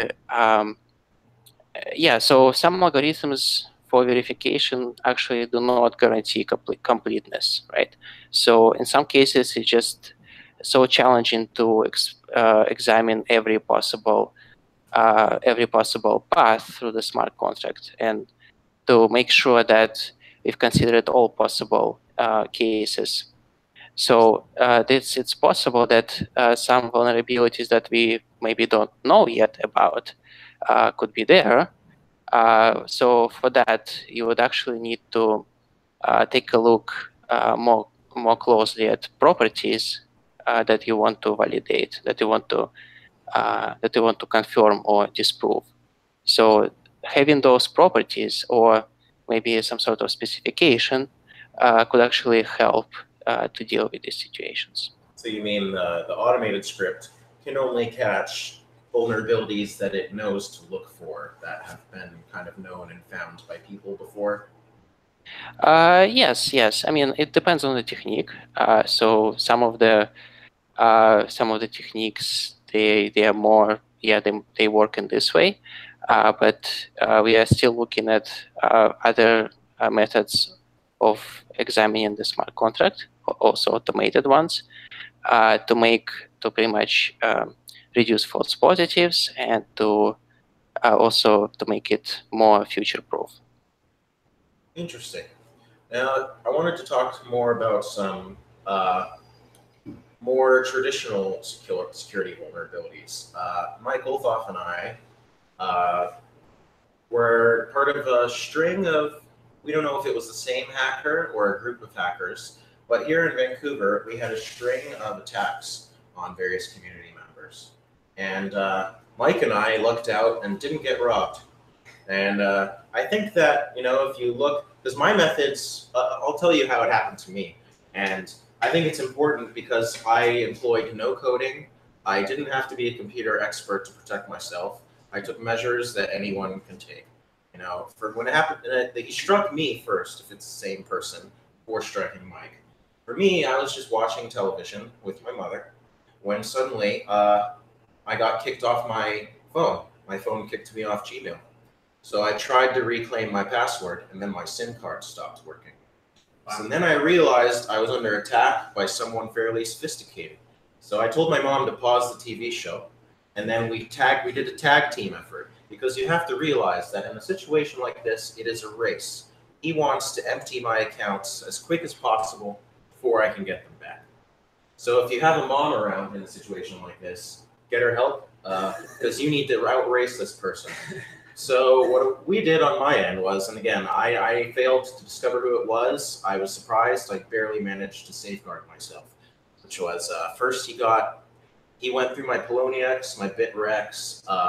So what I did was I put my mom on the phone with Rogers, because she has her family's family plan, and Rogers will automatically believe her if she says, I own this, because she's been doing it with them for so long. So I used her to get the SIM card, and Buddy still had my Gmail. So what I did was I pretended to be a hacker against myself and used so many different methods to try to reclaim my Gmail password that Gmail just shut everything down. And for 30 minutes, which was enough time for me to get my SIM card back and get my email. And here's what happened. In that 30 minutes, he managed to sell all of my portfolio on Poloniex. And he managed to get into Bitrex as well. And this is how close he got. He sold all of them and initiated a withdrawal from Poloniex. Sold the Bitcoin, was about to withdraw, but to withdraw from Poloniex, it sends a confirmation email to click to finish the withdrawal. So he was still in my Poloniex, but before he could get to the link, I had just locked down my Gmail account. He was probably seconds away of emptying my Poloniex portfolio. If I had been any slower, I would have lost thousands of dollars. And I was grateful. Question? Yeah, was it connected with the two-factor authentication? To a degree, yes. If I had been He had your SIM too. Yeah, he did have my SIM too. So the method he used must have been a hardware method, and we had a string of incidents. And what I want to impart upon you is readiness, right? Well, the reason I didn't get robbed was because of how quick to act I was. The very instant I detected I think I'm being robbed, I jumped into action. And if you look the history of him going through my Poloniex, my Bitrex, if I had been minutes slower, he would have succeeded. And then, I thought it was a one-off thing. And then we had more attacks, and Mike got attacked. And I'm not sure if it's the same guy. If it is the same guy who attacked me, who attacked Mike, then it was a thing where he got sloppy and arrogant. Mike can tell you why and what happened. Yeah, so part of the issue that I found is Google asks you for a phone number to attach to your account. That's a really bad idea to do. What you can do is you can, if you successfully swap the SIM, you can actually just reset your email through that telephone number, because Google will default to that telephone number. So anybody watching this right now, if you have a telephone number attached to your Google account, just delete it right now. Part of the issue too is telephone companies aren't doing enough background checks to make sure that the person actually calling in is the person that they say they are. So what happened to me basically is I had a disgruntled customer who wanted a refund right away. And I said, no, you got to wait a few minutes, because I had said I'm not home. They had, in that 15-minute time period, they had found my cell phone number. They had social engineered me, basically. I was driving home while this kind of happened. And when I got home, I found that my email had been disconnected. I luckily actually had a landline, which I only have as a backup, which I was able to call Rogers because my cell phone had been cut off at the same time as my email. Yeah, interject. Having a landline is useful. That's what my mom did too. We had a landline. Sorry, go on. Yeah, it's crazy. It's actually one of the only things that probably saved me is having a landline. Yeah, so in that, same as Andrew, in that 15 minutes, this person was able to log in, get my Twitter account, get my Dropbox, download everything off of my Dropbox, get into my PayPal account, but they weren't actually able to initiate any sort of transfers. All just because I had a Google account which had a phone number tied to it. Tell us the funny story of how you figured out it was a disgruntled customer. Well, he was messaging me, and he used the cell phone number to contact me and text me that he actually changed my Google phone number to his phone number. Sloppy. Everyone gets sloppy eventually. Yeah. And then it got really interesting, right? Because you still had his refund, and he wants it back. And he wanted his money back after attempting to hack me and try and steal funds from me. Yeah. And were the police involved at all? What's that? Sorry? Did you get the police involved? They're lazy. I did. The police wouldn't do anything, actually. They said unless I had a video of him committing the crime, there was no way of proving that it was him. I gave them his name, his number, his IP address, which he didn't even use a VPN to cover up. I gave them everything I had. I built a full bio on this guy because he was really sloppy. He's just a script kiddie. And police couldn't do anything for me. It happened to a few other community members too, and the police, they're just shrugging it off. Wow. Yeah, it was so funny on Reddit when the guy who hacked him tried to go to Reddit to get community support for himself. Like, everyone, I'm being robbed by coin cards. He won't give me my refund. And one guy on Reddit had the best comment. This guy wrote, "If you broke into my house and forgot your wallet on the floor, I wouldn't give it back to you, man. That's it." Like, that's essentially what happened in a digital sense. Now the guy's like, so you tried to get him to go to the post office, right? Because he wants his money back, and you're like, you have to give me an ID. Yeah, so legally I had to send him his funds back. So I sent him a paper wallet through the post office ID verification service. So he had to actually present ID, which linked him to the attack. That's awesome. I thought he was. My prediction was that he was going to take the loss, but apparently he made the right call, because even though he got his ID, the RCMP is still doing nothing, huh? Yeah. Well, he's being charged for some other crimes right now, but that's another story. I guess they all get sloppy eventually. I think that's a thing. Sloppy. Yeah. So I think the moral of that is just get your phone number off Google. He couldn't obviously touch any of my Bitcoins because I hold my Bitcoin on a hardware wallet. Nothing I have connected to the internet holds any funds. That's another important part of keeping your funds secure, in my mind, is not keeping them on an exchange for that action to be able to happen. So in Poloniex, you just didn't think you needed a hardware wallet because Poloniex was secure? Oh, I had some open sell orders. I was getting ready to cash out some coins. Okay. So yeah, I have a portfolio of video game tokens, like we were talking in the last panel, and yeah, I had some open sell orders. He closed them, or he sold them. Yeah, that's what happened. Okay. Not most of my funds. Most of my money is safe. All of CoinFest's money is safe in a nice multi-sig. Yeah. It wouldn't have killed me, but it was more remember the feeling at the time, Mike, the adrenaline. You're like, he's in my account now. Yeah, it's definitely need to get on this right at the moment. I sat on hold of Rogers for 20 minutes, which I found was pretty unacceptable given the fact that I was being hacked at the time.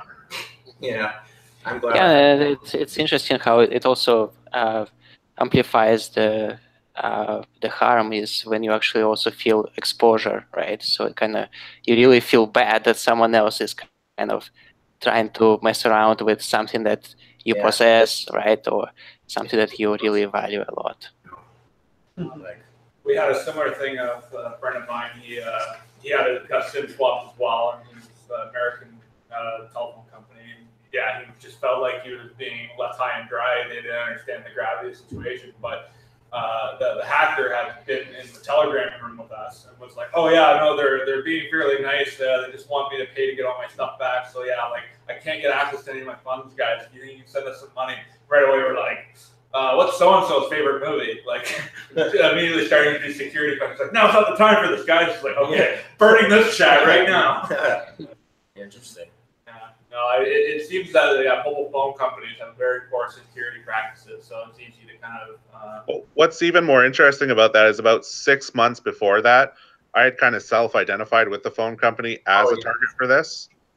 And the phone company, when I asked them about why I wasn't identified as a target for this anymore, they had upgraded their security practices to not let this happen. Great. Yeah, so he had actually gone to his phone company and told them, if someone calls and pretends to be me, they're not me. Don't listen to that person. Don't give them control of my phone account. And they're like, yes, we promise. And here we are. Their promises are worthless, guys. Remember. But one thing I find interesting as well, we're going to start to see synergy, or I guess not, synergy is not the right word because this is a bad thing, but we're going to start to see mixing between security of smart contracts and traditional security. Like, for example, in the smart contract world, there are some people with more authority in the contracts to call functions and stuff. In a scenario where someone hacks you or me, if we have a key to, like, if we're at a higher administrative level position in a DAO, for example, and hacking me is another way of getting at the smart contract, not by exploit, but by taking control of the operator, you know what I mean? We could see, like, once we have things like, for example, I just had an election in Sierra Leone on the blockchain. In that scenario, if you hack a Sierra Leonean correctly, you could steal his vote, right? Smart contracts, in a way, can make a traditional hack more damaging. Now, instead of me just emptying my Poloniex, now he can, like, vote for me to the extent that we put everything on chain. You know what I mean? Yeah, that's definitely a concern. So definitely, if human factors still play a major role in security, and that also doesn't exclude security of smart contracts. Certainly, if someone gets, if let's say I store a private key as a plain text file on my desktop, and someone gets access to my desktop computer, then that person basically takes possession of the private key. And if this person knows where to look and, like, where to which smart contract to access, or which distributed app to access, then that person obviously gets a lot of power. So with human aspects of this problem is it's definitely there's definitely a lot of work to be done in this regard. However, the focus of my team currently is more of a research on how to make the smart contracts secure themselves. And I mean, in this case, obviously, what you've been saying is, let's say, use hardware wallet for storing your tokens and currency is definitely a good way of saving yourself from potential potential exploit and hack, right? So definitely, but definitely, like if private keys are not necessarily secure, then it's kind of really hard to guarantee all other levels of security, right? It's like basically no matter how strong the password is, if you talk the person into sharing that password with you, then there is really not much there's not much you can do to protect, right? So there are only like tiny bits of prevention that you can use, right? Basically, that's. Yeah, at CoinFest, our method is because we have all of CoinFest's money in a 3 of 6, and we're staying with smart contract-like methods. And so far, we just don't give a key to the multisig wallet to noobs. If you seem like a person who might be easily hacked or lose your key, we don't let you have one. And that's how we avoid the human factor, by avoiding irresponsible humans. Obviously, that doesn't work in the long run because smart contracts need to be for all people, not just non-noobs. Yes, and one example as well is like even during our ICO, we periodically withdrew money from the ICO smart contract into a hardware wallet. So this way we kind of just even de-incentivizing potential hackers who would maybe even try to take advantage of the ICO time when everyone is busy, and it's crucial for the company to conduct the ICO very well. And obviously, it's lucrative for someone to try to find vulnerabilities in the smart contract.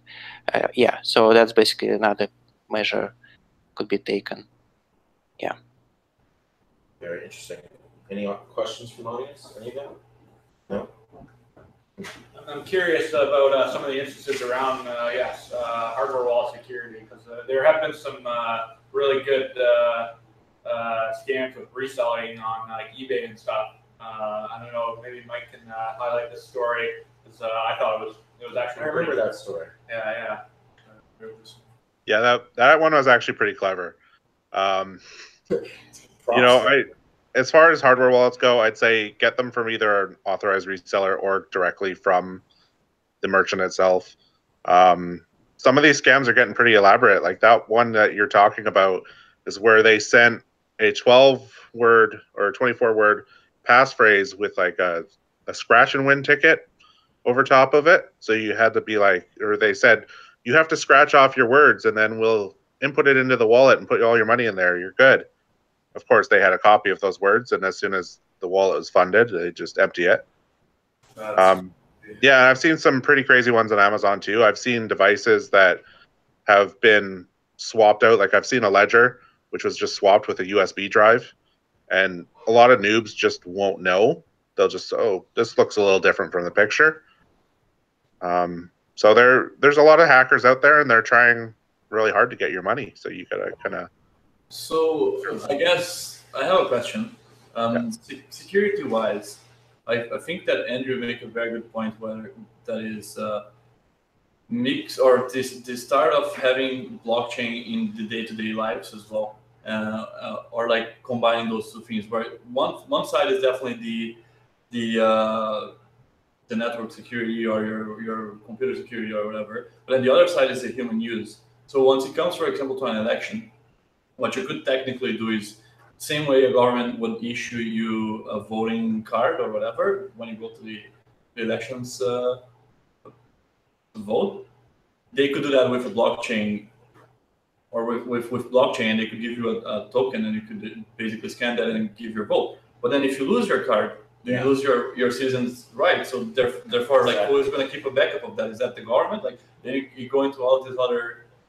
I think they'll do biometrics in the future, such that like some kind of biometric-based backup. where it's stored decentralized biometrics stored in a decentralized encrypted cloud that you can only access with your biometric key. But then again, there's another point which is also interesting, which is like ownership of stuff. Like once blockchain is applied on the supply chain, let's say we have like one container of corn, and that container is traceable, is tracked by this token, and whoever is going to get into the other side of the border is going to be given to by the border agent because he has that token. What if that guy loses it? Then like there's a lot of interesting things that would come up between hardware, like network security, and actual traditional security. Humans suck. At the end of the day, no matter how good his hardware wallet is, you can lose it. And there's no design, there's no feature Mike or his people he buys his wallets can put in a wallet that can make, I guess they could make it glow in the dark or have a little GPS tracker in it. But you know, there's some limitations to what you can do. At the end of the day, that you have to be responsible, you the user. He can't protect you from your own ignorance. Yeah. Would you guys say that more funds have been lost due to malice, or more funds have been lost due to incompetence? I'd say that's hard to answer because, I mean, malice, they go for the large funds, right? Nobody's going to steal your $20 Bitcoin wallet, but I know a lot of people who have lost funds. Yeah, I did some recent accounting of some of my funds before Christmas, and I realized I had lost about a Bitcoin and a half, almost 2 Bitcoins worth of one currency because I didn't have the password for the wallet. I didn't know where I had kept it, so I think those funds are all, but need my jammed gun. Yeah, $300 worth of Litecoin. Yeah, exactly. So there is a lot of money that is lost that way, but yeah, I think it's probably pennies compared to what's stolen. But that's another good security point. There comes a time when people lose. I remember reading about a guy, he had this on a Trezor, and he had a bunch of money on his Trezor, and he forgot the PIN. And so this guy, this was a couple of years ago, he actively wanted the Trezor to become less secure because he forgot his own password, and he didn't want to lose his Bitcoins. So he actually went around looking for hackers who could break his own wallet, and eventually there was some exploit found that he used that helped him. And then that exploit was patched. Now that exploit is patched, it's more secure for all of us now. But now if that happens to him again, you see what I mean. There's some degree to which more security is something of a liability, which is an advantage banks have over what we're doing. You know what I mean? Yeah. Mike, do you think you could explain a little bit about some of the recent hardware exploits that have happened to like Ledger, and I think Trezor had a similar issue maybe a year ago? Yeah, I think they actually both just had a recent one. There was some, I believe it was a 15-year-old from the UK somewhere. I'm kind of not up on all the details, but both Trezor and Ledger had recent patches that needed to be applied.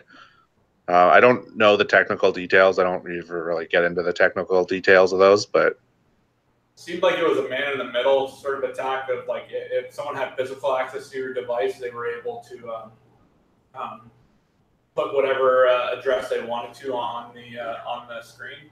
Yeah, all the attacks I've ever seen need the device to actually happen. Trezor's outer casing is completely plastic fused, so you would need to break that open and replace it with a new one, or you would need to break it open and kind of just make it look like it was never open. But it's pretty identifiable if it's been open. So, you know, if you ever get a Trezor that looks like it's been broken open, don't use it. Yeah, one of those methods you had to really like damage it and open it and stuff, right? Like you effectively just destroyed it in the process. Yeah. Again, that comes down to losing your wallet. If you lose your wallet, you should have your backup phrase, which you can probably import into any other wallet. You can even put it in Electrum if you need to for the time being until you get another hardware wallet. I would say if you ever lose your hardware wallet, you would want to do that just to make sure that nobody does physically attack you through any exploit that's not known. All right, you guys have any more questions? I guess maybe this goes more to Quantstamp. Do you guys do any verification of crowd sell pages or anything kind of external to the blockchain? Because I've seen a couple websites that have been like taken over right before the ICO starts. They put their own address on changed. Yeah, is that the service you guys provide? Well, our primary focus, at least my team's focus, is smart contract security. So like basically that's we are working hard on making smart contracts secure themselves. So that's, yeah, I don't think we provide a service like it's not, yeah, it's kind of security of the web pages that has a reference to the smart contract is probably outside of my team's scope. Any final comments from you guys? Either of you? Come on. I've got one question actually about this the idea of smart contracts and the trustability of the smart contract. It's not exactly a security question. It sort of is. It's more about like how can you trust a smart contract that's been published on the blockchain to do what the publisher of it says it's supposed to do. Right. So they can publish the code with some kind of fingerprint maybe, and the fingerprint's part of the contract itself. So I don't know. auditing it not for exploits that were unintentionally left by the developers. Yeah, auditing it for exploits. intentional, them trying to put functions in that they're not advertising. Yeah. Interesting question. Did you get that? Yeah, yeah. I mean, it feels like it's very hard to do just because this everything is public, and if you really want to gain trust, you are encouraged to share also the source code of the contract.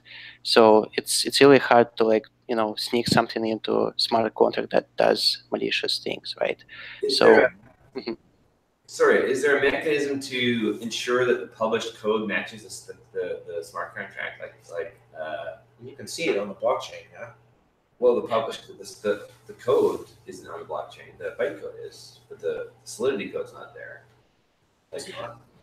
Not only you can see it on Etherscan if they're linking it to it, but otherwise you get like the bytecode and you have to try and convert it back to Solidity. Yeah, that's the thing. Like, how do you audit the connection between the Solidity code that's more or less human readable and the bytecode that's much less human readable? Hello? Yeah. Yeah, so some reason there was a connection problem. Yeah. He was talking about the separation between bytecode and smart contract code. So you're saying, really, when it's stored on the blockchain, it's stored in bytecode form? Yeah, I don't think the Solidity code is stored. But aren't they analogous? Well, you have to reverse engineer the bytecode to understand what it does, and you can't reverse engineer it back into Solidity all that easily. I don't think. It's usually all garbled a little bit. Like, yeah, you don't get comments or anything. It doesn't make a lot of sense. I see. So you're thinking we have to trust that the bytecode corresponds to the smart contract. Yeah. Do you understand their concern? Yeah, I mean, yeah. So like, if you really want to make sure that people trust your smart contract, you actually encourage to also.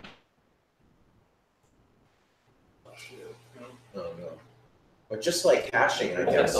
Yeah, you can hash the Solidity code, but then you can do it forward. So if someone publishes the Solidity code, you can know whether or not by processing it that it comes into the bytecode. Right? Yeah. So it's a function. Share the source code and. Yeah, I mean, yeah. What I was saying is basically if you really want to make sure people trust your smart contract, you actually encourage to publish the source code as well, and the app that we have created also allows you to do so. But yeah, I mean, in general, yeah, like you would either need to reverse engineer the bytecode, which is a hard thing to do.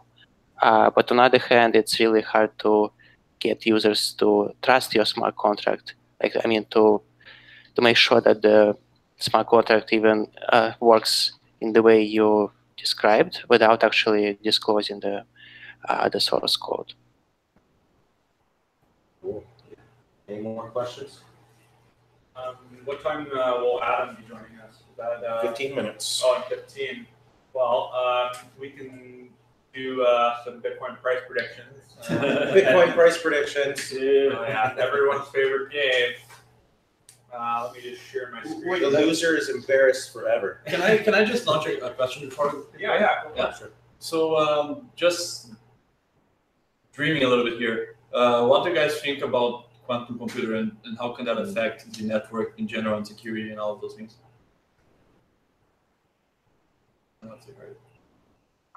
Well, that's really outside of my area of expertise for now. So like I don't really have much comments in this area. From what I've read, if quantum computing ever happens, we're all fucked. Yeah.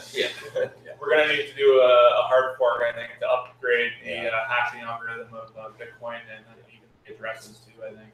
I think it's being worked on, right? Where it's quantum proof hashes or encryption, where the hashing process itself is resistant even if you had a quantum computer. Yeah, Vitalik wrote a post about that in like 2014, and if you had received Bitcoin to an address that you've never spent from, then your private key has never been exposed when it's like signing a transaction.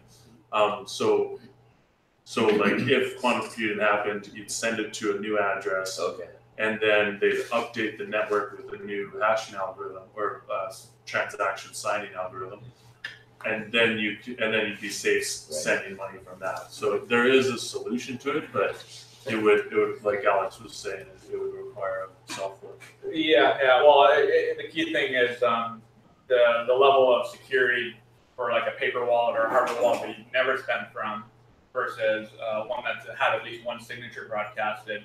Like that's where they're going to go after first, is one with known signatures. So there is kind of like that. Oh, they're going to get hit before me, so the issue will get solved when they are. So that's where kind of cold storage has some security benefits that way too. Using a fresh address with no spends from it to kind of store like your main bag.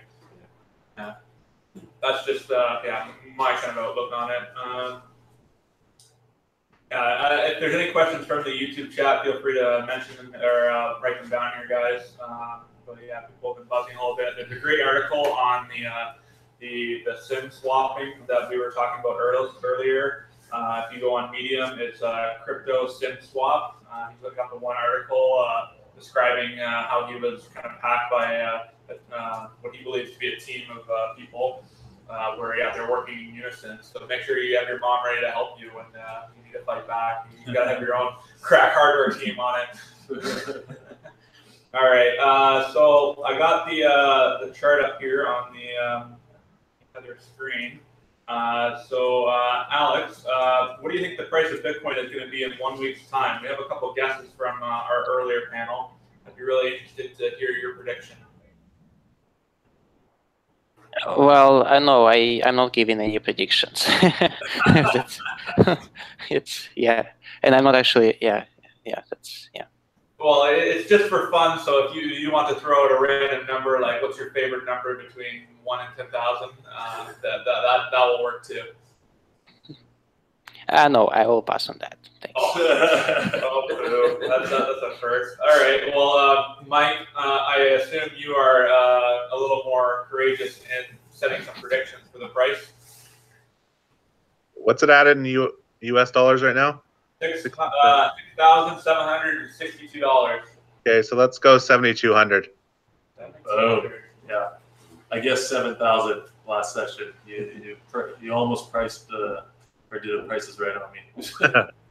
I'm gonna say I'm gonna be the most bullish one in the room. I'm gonna say 9,000. Boom! Oh yeah! Boom! Laying it down right now. It's gonna happen. I'm gonna win this. Yeah. All right. Well, we appreciate you guys coming on the show today and sharing your wealth of knowledge and experience. It really helps people who are kind of new to the industry learn what are the best security practices and how they can protect themselves and keep an eye out for projects that might not be taking the proper steps. So thanks a lot, Mike and Alex. Yeah, thank you very much. I really enjoyed talking to you guys, and basically we all, like every one of us, is working hard to make smart contracts more secure and improve adoption. Awesome. So that's Quantstamp.com. They are sponsored for the show. Check out the link below. Mike, thank you for coming. Yeah, thanks for having me here. If you need a hardware wallet, be sure to check out Mike's service at cryptoasylum.com. And you can pick up some nice hardware wallets from an authorized reseller. All the tamper-proof packaging is intact. Yeah. There will be those win tickets. Yeah. Have you ever tried opening a Trezor? That thing is just the craziest box to open. Oh yeah, unboxing videos are great for it. They just tear right into it. Yeah. Nice. Yeah, and don't forget to check the web app on quantstamp.com. Yeah, you can run a test audit there. Oh, sweet. Yeah, that'd be great. And also to our other sponsor for CoinFest, Turnkey Linux. Check out their link in the description below. There's over 100 different software solutions that are easily deployable on your Metal, your cloud services. Yeah, a lot of really good free software that you should be deploying today. So we'll be back in roughly 5 to 10 minutes for Adam. I'm going to butcher his last name. Soltys. Adam Soltys. We'll be talking about Bitcoin Lightning. So yeah, thank you very much, guys. So we'll be tuning back in shortly here. Live viewers, don't go anywhere. We'll be back soon. Yeah. Thank you very much. All right, I think it's time for beers, Andrew. Beer, beer time for sure. Who else starts drinking in one? I'll take one. But yeah, me too. Let me just mute this I'm sucker. gonna Just you take it. I'm going to put this cup away and then I'll grab one. Yeah, I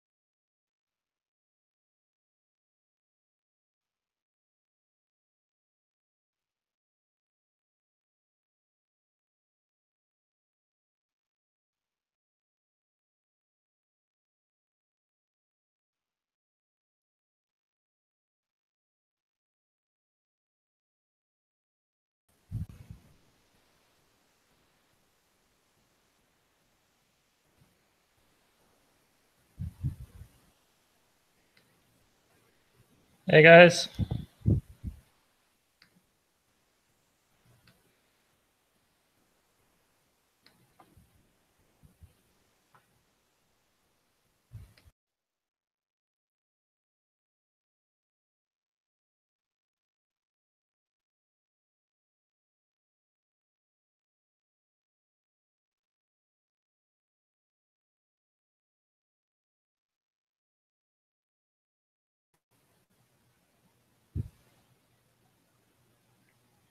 I can't hear anything. Do you guys have a microphone?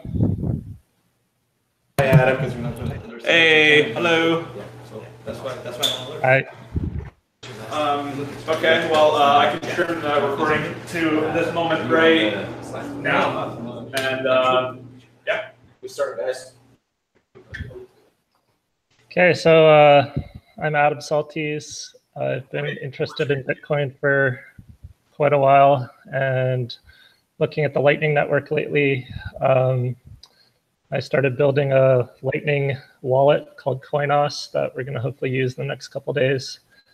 And I figured I'd just bring up a few Lightning web pages and just do a few examples of walking through doing a payment, looking at the network, talking about what the different nodes info is, and maybe give people a sense of how to start running their own Lightning node if they're up for the challenge. So can you guys see my screen okay?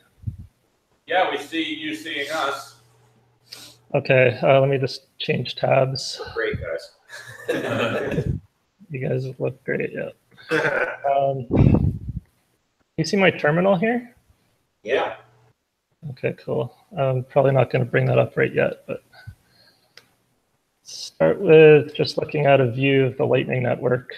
So this is the main net. Lightning started off just people mostly connect the test network, playing with test Bitcoins, which don't have any real world value. But in the last couple months, they've started using the main network. So people are doing transfers and sending real money around on this thing now. This website here is just a visualization of all the nodes on the mainnet. So you can click around and, well, actually, let me zoom in here. You can just see these silly names that people have given their servers. It's decontrol. It was for a while. I don't know if it's still there.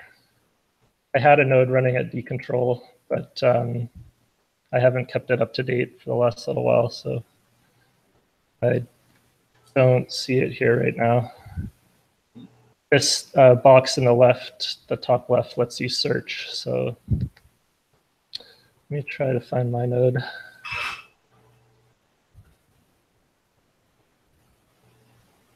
So yeah, I've got a couple of nodes, I guess. You can see these links coming out of the node. That's all the other nodes that your node is connected to. So I've opened channels with like coin cards over here. This is Mike Olthoff.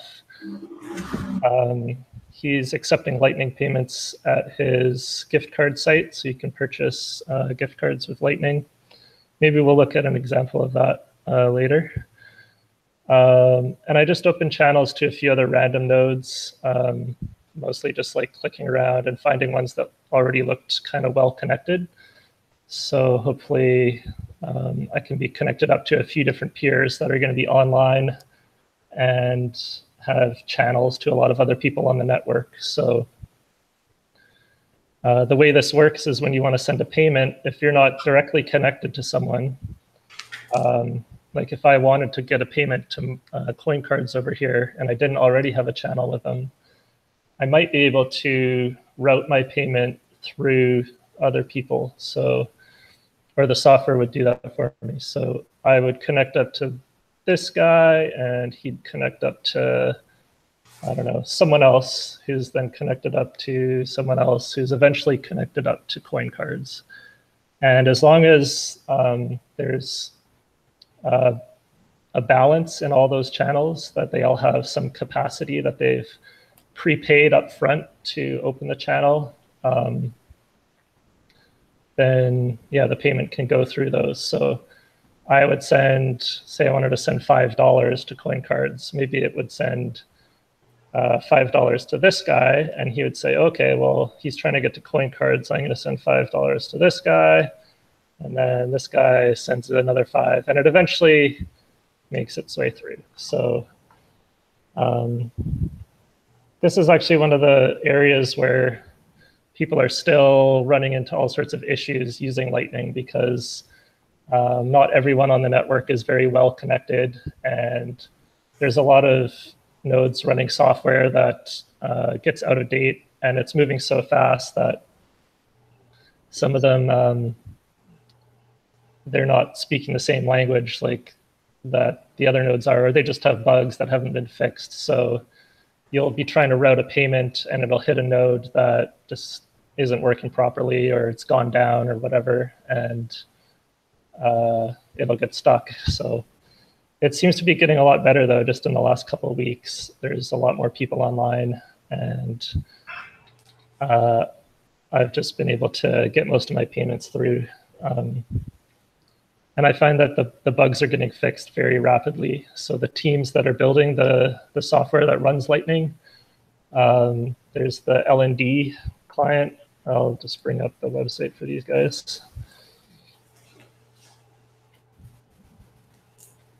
This is the one that I'm running. Actually got 2 nodes online, so they can send payments back and forth to each other. And this is written in Go. Then there's the C Lightning client or server.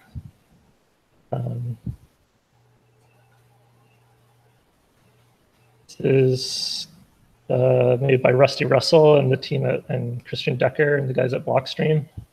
And this is written in C. And this is the one that CoinCards is running. So they all interoperate. Like, they're all speaking the same language, the same protocol, which is the Lightning protocol. So why don't we go look at that too.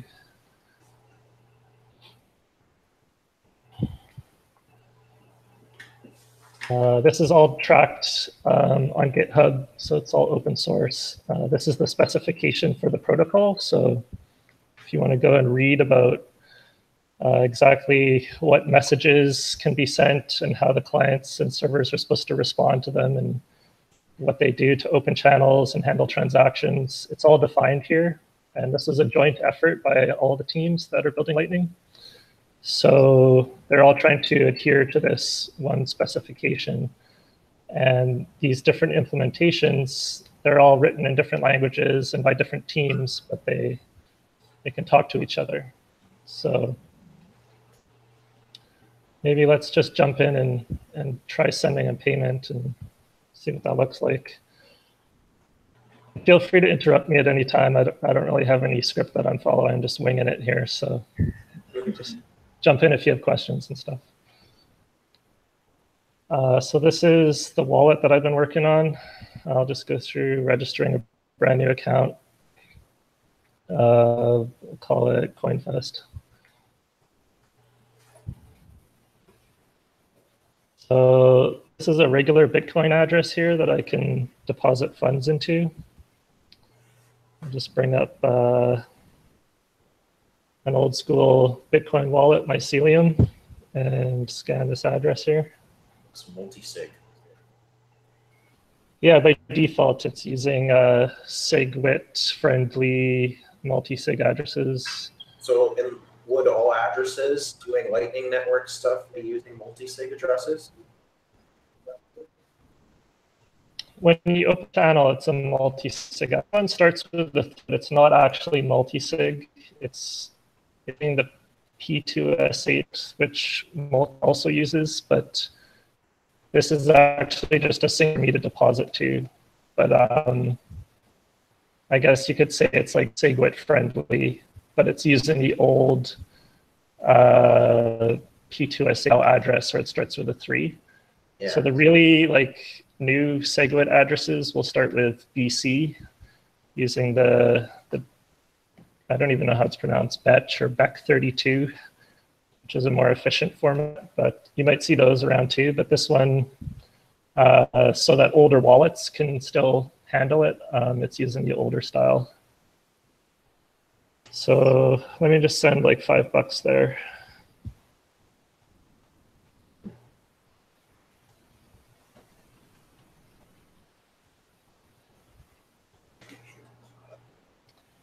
Okay, so it showed up here. This is not confirmed on the blockchain yet, but it's just, I'm hoping that no one's gonna try to double spend this wallet for the time being. Eventually, I'll probably require a confirmation before you can use the funds, but for now, it's kind of just convenient to have it usable right away. So this is denominated in Satoshis. I think like, well, we can bring up our little calculator here, figure out how many Satoshis is. 5, 100 Satoshis is like $1. That's what I thought too. I'm seeing up 70 cents. I'm thinking in bits. My mistake. Wrong unit. 100 Satoshis is about 1 cent. Oh yeah, that's it. So yeah, $1 is about 10,000 or 11,000 Satoshis. So do you think Lightning is a good opportunity for us to kind of make Satoshi the new kind of default unit? Because like I know that's one thing in terms of getting the public interested, is that buying a whole Bitcoin is very daunting and expensive, but not many people understand that, you know, the fractions of a Bitcoin exist. And I think decimals are kind of hard for, you know, just average day uses. So like, do you think, I guess, the default unit in all these applications are going to be Satoshi? I think there's definitely a push for that because the Lightning clients are using Satoshis, and they're even using milli-Satoshis in some cases. So you can have sub-Satoshi payments on the Lightning network, which is kind of neat. How does that reconcile? Like, how does the rounding go? I'm not actually sure on the details of it, but I've seen stuff denominated in milli-Satoshis, so I think it must just round up. Somebody's going to be running the Office Space hack of rounding all the Satoshis into their own account. The long run, I'm sure they remember that. Yeah, I'm sure they've thought of that and figured out a solution for it, hopefully. What were you calling it again when you commit Bitcoin to your Lightning channel? Were you calling it electrifying it? I forget the word you were using. I was, yeah. I had a button saying electrify your funds, but I've taken that out and just put in this arrow now. Just a little more boring, but they should have, like, we need to come up with a standard term for what is the verb for commit Bitcoin to a Lightning Network channel. Or like Bitcoin that exists in a Lightning, like an ESAT. Because you can see on his, you commit some to the channel or take it out of the channel with the slider. So committing Bitcoin to a channel is called? It's just called opening a channel or channeling, maybe. Yeah, it needs a convenient verb, but anyway. Well, that's part of like the usability, I think, of like when you're buying Bitcoin on an exchange, are you buying electrified Bitcoin? Yeah. Like that's where maybe a new unit might, or a new unit name might come in handy. Lowercase e BTC. Zapping. EBTC. Zapping. Anyway, sorry for that, Adam. Zapping is pretty good. Well done. We were just musing there for a second on terminology. Yeah, it'll all get sorted out once a few bigger wallets start using it. It'll kind of define it, I guess. I just hit an error here, so I'm not sure. Yeah, right now, you're just waiting for a block confirmation before you zap the Bitcoin.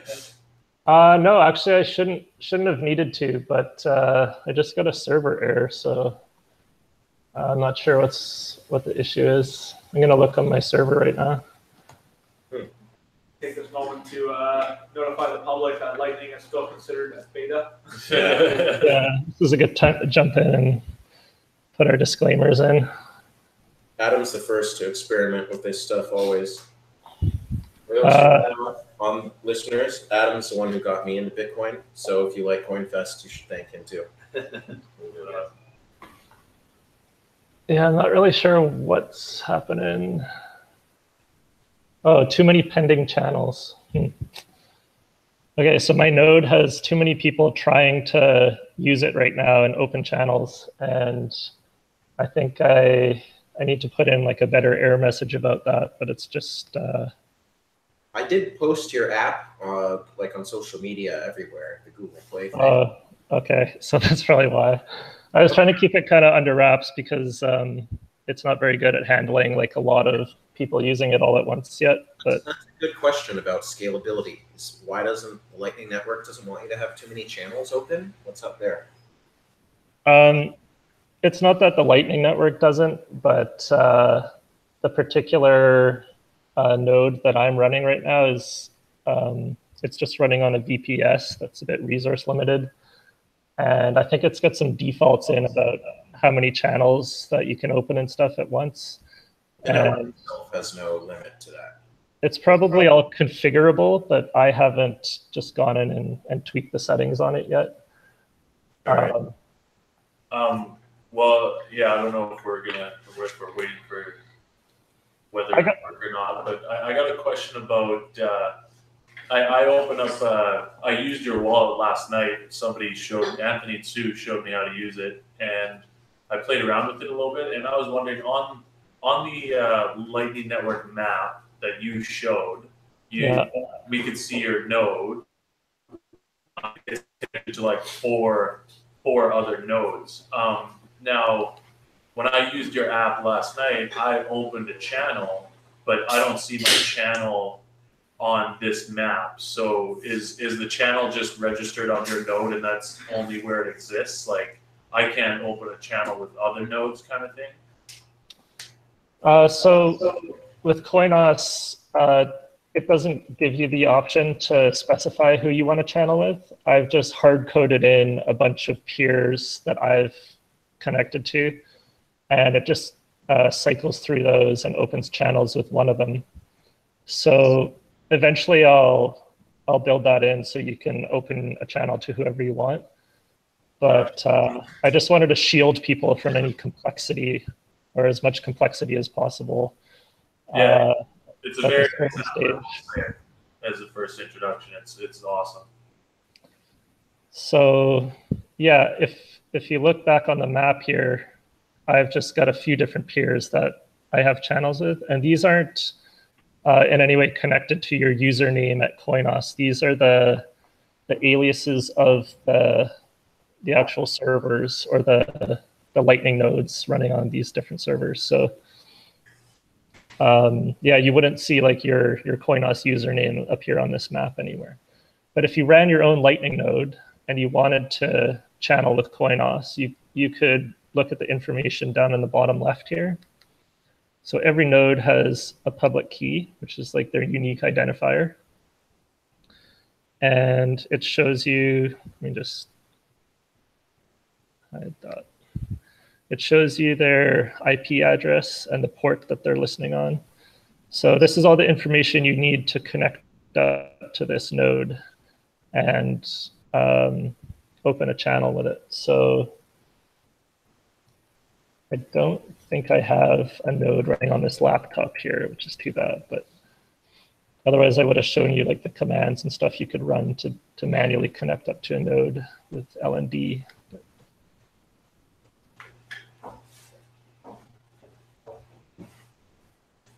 Yeah, I don't have it installed here. Right. So back to here, I'll just use another account for now that already has some Lightning balance.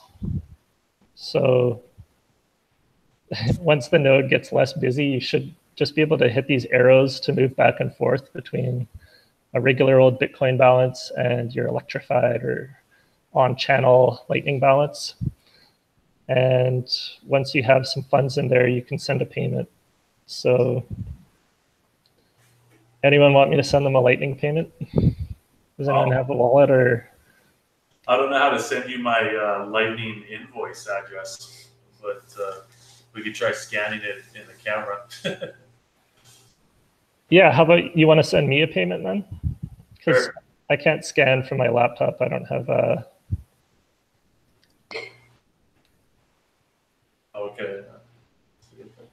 So I'll request some funds from you.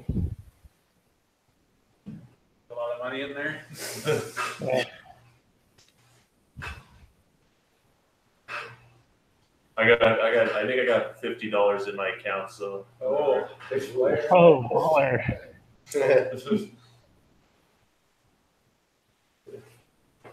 496,000 satoshis. So, yeah, you okay? Sweet. Prince here. Nigerian. Go back to Nigeria. All right. Let's see. So, yeah. Oh yeah. So we'll see. Oh, my scanning app. Yeah, there you go. Sweet. Scan it. Yeah. All right. So I guess you can. So I just copied the address from there. And, where's my? Oh yeah. I have a web wallet, so. Yeah. So yes, the invoices amount is automatically filled in, 11,137. Hit pay, and then boom, receipt. Oh yeah, that's quick, man. That's super quick. I love That's it. The message it Yeah. gives you. I love the connect. It was boom. Carl Paco.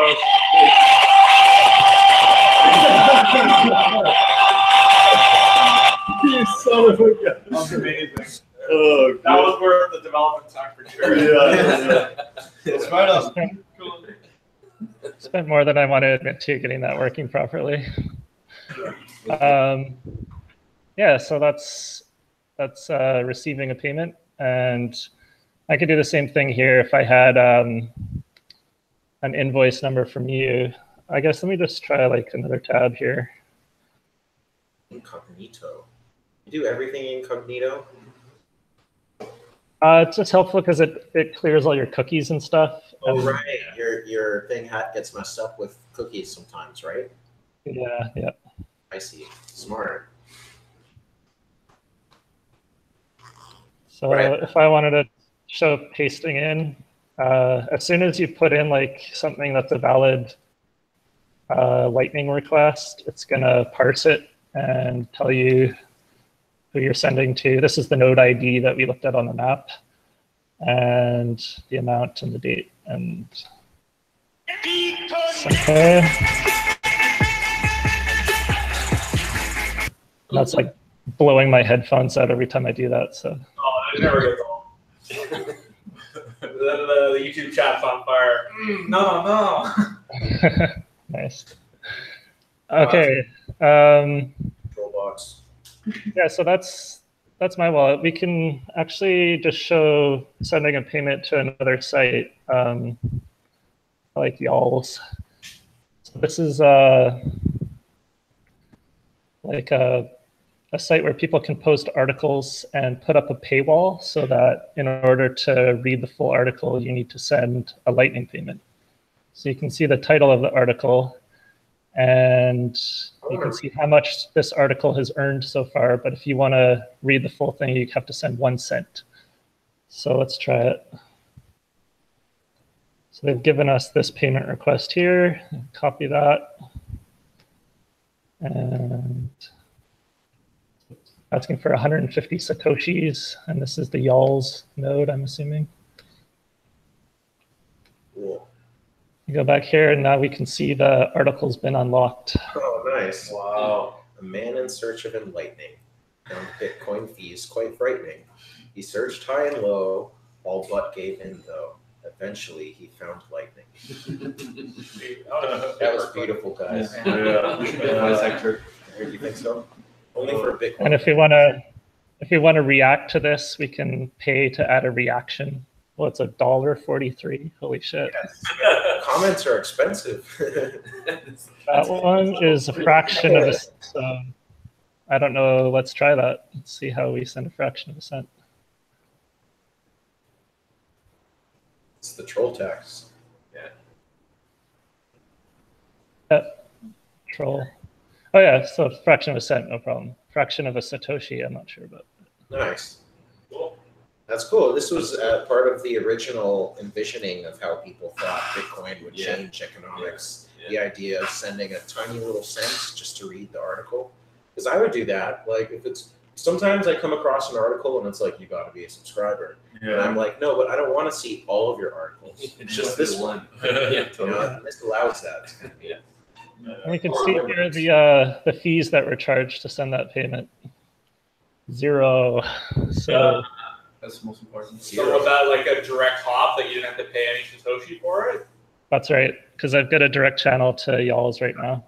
So intermediary nodes take a little cut.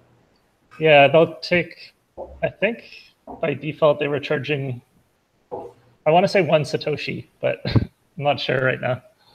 We could try to find a hop that I don't have a direct channel to. I'm just not sure how I would get an invoice from them. Maybe if I had tried Blockstream. So how does the cost of like a regular transaction compare to the cost of opening a Lightning channel? It's the same, because opening a Lightning channel really just is a regular Bitcoin transaction. Okay, interesting. Yeah, so when you're opening a channel, all you're doing is you're sending a Bitcoin payment into a multi-sig address with the other person who has the channel, and you both have a key to this 2 of 2 multi-sig account. But it's really just, yeah, it's a regular Bitcoin transaction, so the fee is typical of what your average Bitcoin transaction fee would be. And closing a channel is also a Bitcoin transaction? Exactly, yeah. But I forgot, how are they keeping, like you need an actual transaction to open and close the channels. How are they trustlessly keeping a running tab of the denominations in the channel how they'll be distributed when closed without more transactions? That info has to be somewhere, right? Yeah, so what you're doing when you're sending transactions on Lightning is you're creating Bitcoin transactions in a special way called a hash time locked contract, and you're sending that transaction to the person that you're channeled with, but they're not going to broadcast that transaction to the blockchain if they don't need to. So that's why channels, when you open them, have a declared duration. Some do, yeah. I think some are open-ended, but well, a time lock has to give a time, right? Or yeah, right. So the time lock, you can set how long you have. If you did want to settle out the channel by broadcasting like one of the transactions you received, and it's called like force closing the channel or uncooperatively closing the channel, where the other person's not expecting you to close it. They're not asking you to close it, but you just want to get your money out of there and get it back onto a regular Bitcoin. Then you can just like bail out and say, okay, well, I've got this transaction from you that updated the balance to whatever, so that I have $100 in the channel and you have 50, and I want my $100 now. So you could just force close the channel, and you'll have to wait this time lock period in order to do that.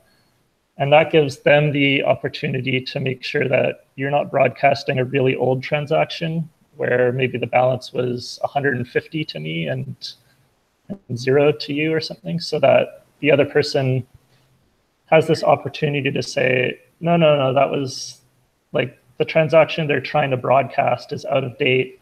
I have this newer one that they signed that updates the balance, and it's actually supposed to be this. And so they've got like a day or something to do that.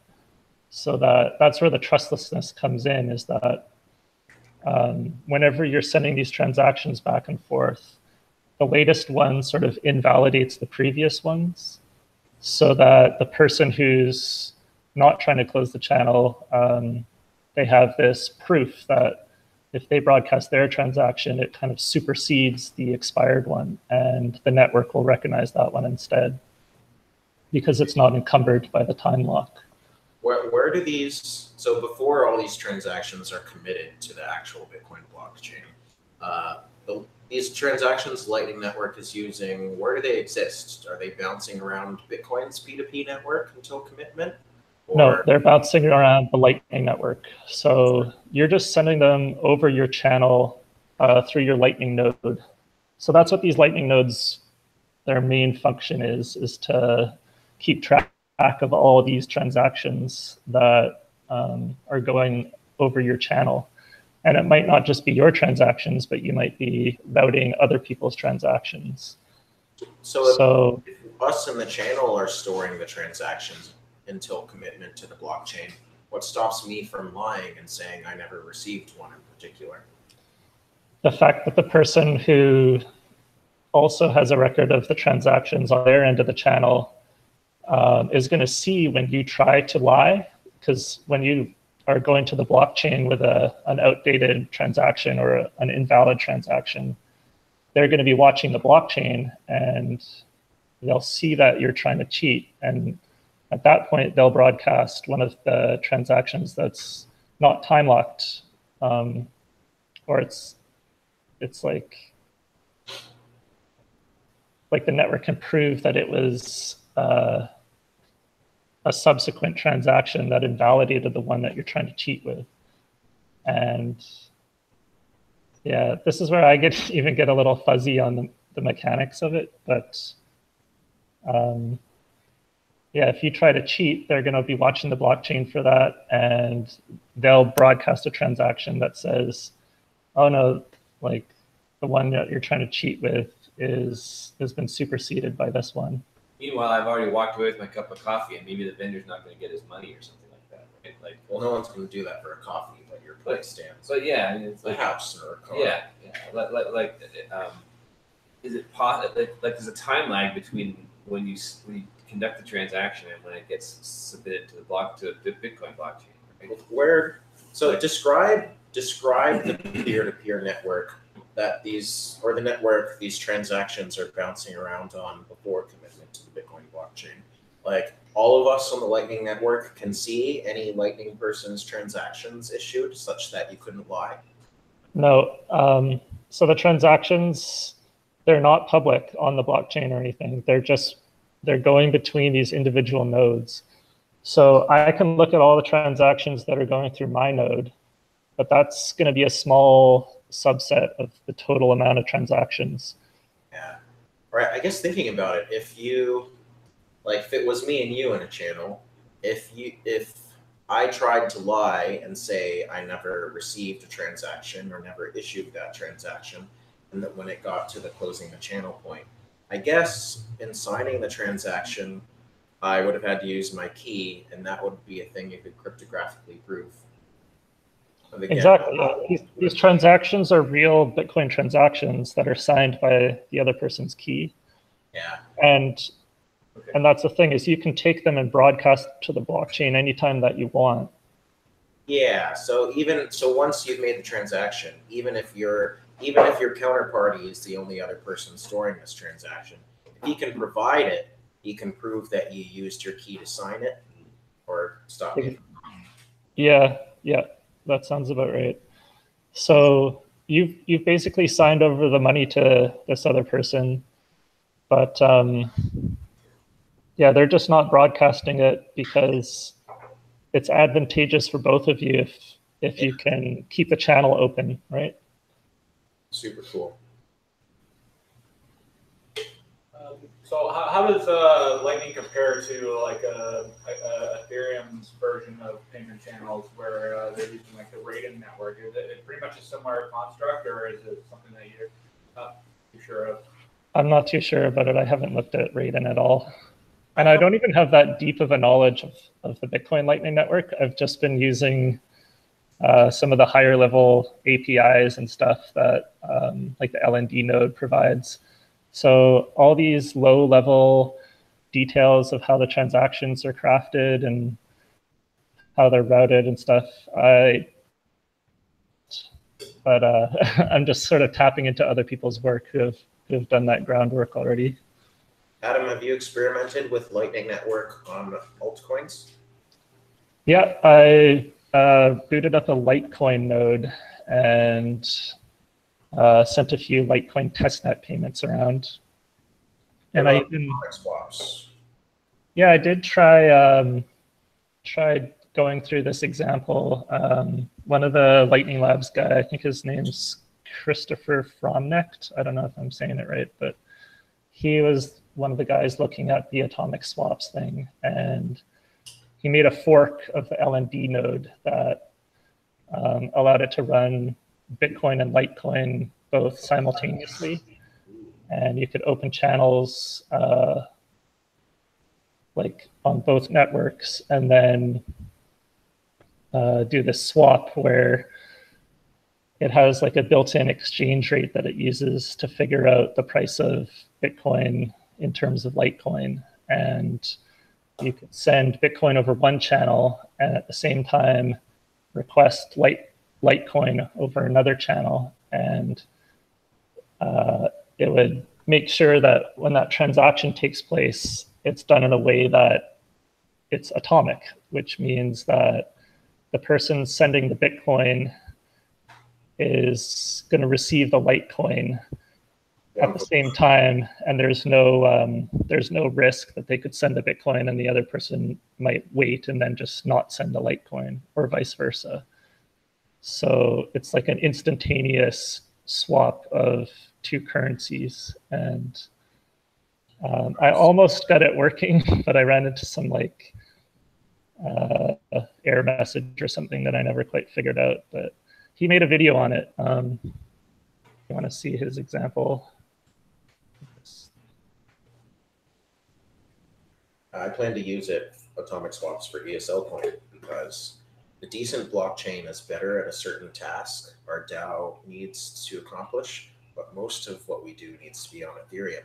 So if we could put our token on both Decent and Ethereum and have an atomic swap system like he's describing, such that, so yeah, the swap system, like, I guess I don't know enough about it, but you get the idea. It has to be equivalent across chain. See his thing here. So I'm pretty sure in the future we're going to have a thing where there's no different blockchains have different strengths and weaknesses. So if I'm leveraging blockchain tech for our ESL coin DAO, I don't want to restrict myself. Why can't I just use all your blockchains? This kind of thing allows that, so I'm fascinated by that. How is that positioned with exchange rates? Well, the atomic swaps are 1-to-1. So with this, you wouldn't want to do you wouldn't want to use the example he described, swapping a Litecoin for a Bitcoin because they have different values. Oh, okay. But you could do an atomic swap, like say we're gonna have ESL coin on Ethereum, and we want to put it on Decent so we can do some. Oh, I see. The token. Yeah, it has to be equivalent on both chains. Yeah. Atomic swap, one for one. Okay. And it does let you do the exchange rate. Like when I did the atomic swap, it was doing like 100 Litecoins for one bit or you can do that. Bitcoin or something like that. It's just, it wasn't like a very dynamic exchange rate. I think they had just hard coded it in. So I don't think there's any nodes that are very robust about doing these atomic swaps yet, where they're monitoring real exchange rates. And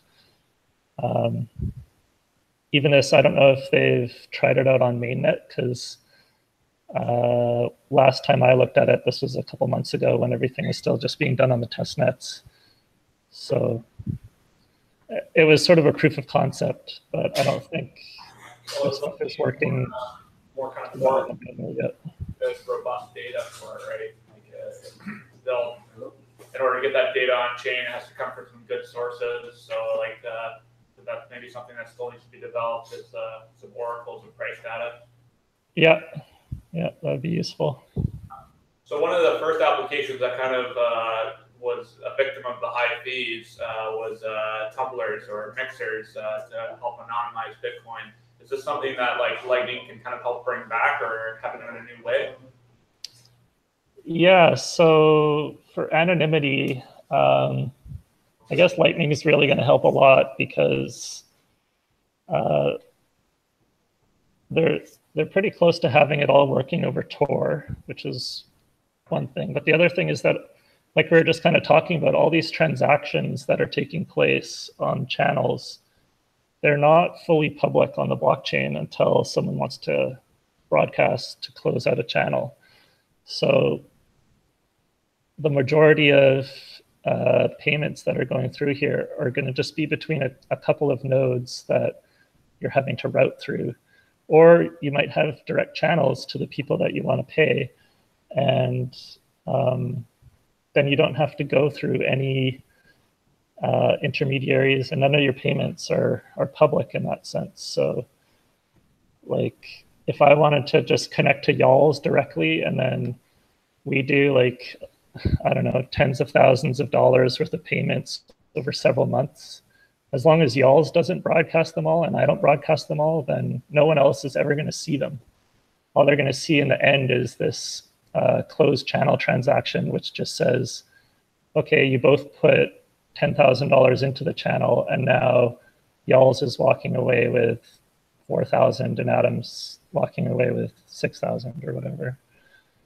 So all the intermediary transactions are private. Interesting. Yeah, because I think that's something that helps to improve the fungibility of Bitcoin when yeah, you're able to do more stealthy kind of things. I think, yeah, Lightning seems like the best kind of scaling solution, but is there any other kind of solutions that you're aware of that maybe can also improve Bitcoin? Like now that Lightning is kind of coming to this point of being beta and more available, like what's next maybe for Bitcoin to really improve the system? Well, the core team is always working on like incrementally improving the system. So probably one of the more exciting talks that I heard recently was on the bulletproofs and sort of changing the way that signatures are done with Schnorr signatures, and changing the way that transactions are stored in the blockchain. So I guess stored and verified, to make it more efficient for people to squeeze more into the block size limit that we have. And that's stuff that'll help a lot with privacy as well, because it'll sort of have this idea of coin join built into it, where it'll be really hard to distinguish which inputs and outputs are correlated with which addresses when people are trying to do blockchain analysis. So yeah, I guess I could try to talk Stanford.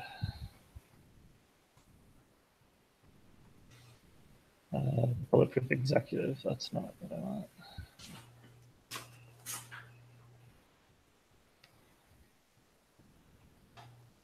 Well, this isn't the talk, but it looks like it's a paper on the concept of it. So we'll just link that in the chat. Yeah, I'll make sure the people on the YouTube get it. Any questions for Adam, guys? I got another one. Do you see sometime in the future where, say, I'm making a Lightning transaction with somebody who, for some reason, I don't want to open up a new channel with? Am I able to see the capacity limit with that person? Like, however the routing, say I scan I scan the QR code, and for some reason, some case, the maximum I'm allowed to send that person according to the route that I would go through the Lightning Network. Yeah, that's built into the nodes right now. So there are commands that you can use to actually query a route without having to send a payment over the route. And it'll basically say, like, if you were to send a payment, these are the nodes that it would go through, and this is the capacity all along the way, sort of thing. So yeah, you could figure that out. I don't have it built into the UI at Coinos right now, but yeah, eventually, like, the wallets will probably support that. Okay, that's very encouraging, because that's that would make the user experience of the whole Lightning Network convenient. Mm-hmm. We have a question from the chat. I'm not sure if that applies. So off-chain is good for privacy and scalability. What are ways to improve off-chain governance? Which I'm not sure what he's referring to, but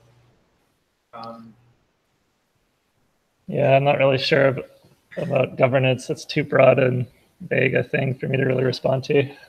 Well, the governance system that Bitcoin seems to be using is very, very subjective and very nuanced with who has actual control. Because I think we learned last summer that even the miners don't quite have full control. Like the users have a lot of ways of kind of having their influence too, with things like futures markets and the UASF, the soft fork.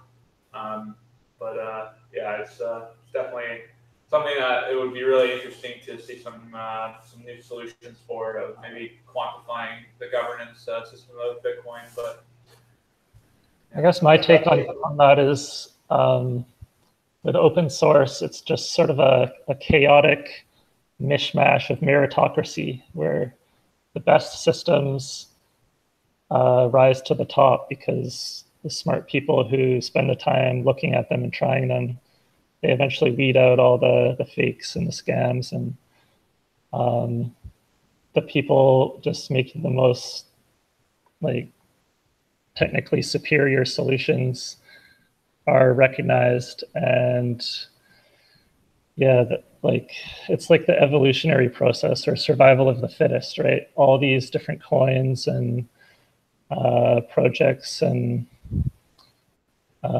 attempts can be made, and eventually the best ones are going to win out, and the people who built those best ones are going to be in the position to influence the future direction based on their reputation. So the best coders, who contribute the most useful improvements or who have proven track records of being able to build good software, people are going to look to them to continue building the best software, or they're going to look for their recommendation on other people's software. So that's how I look at things, is I find people that I know are smarter than me, and I follow them and see what they're into.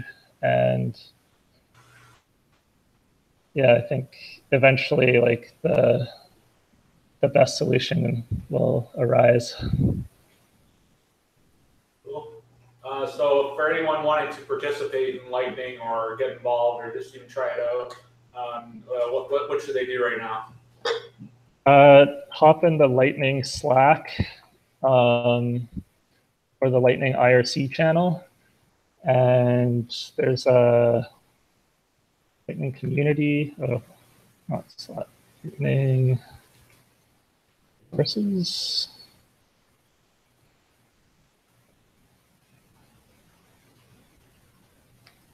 So I guess this is more geared towards developers, but this is what I went through, is just reading through some of these introductory papers. And then there's a tutorial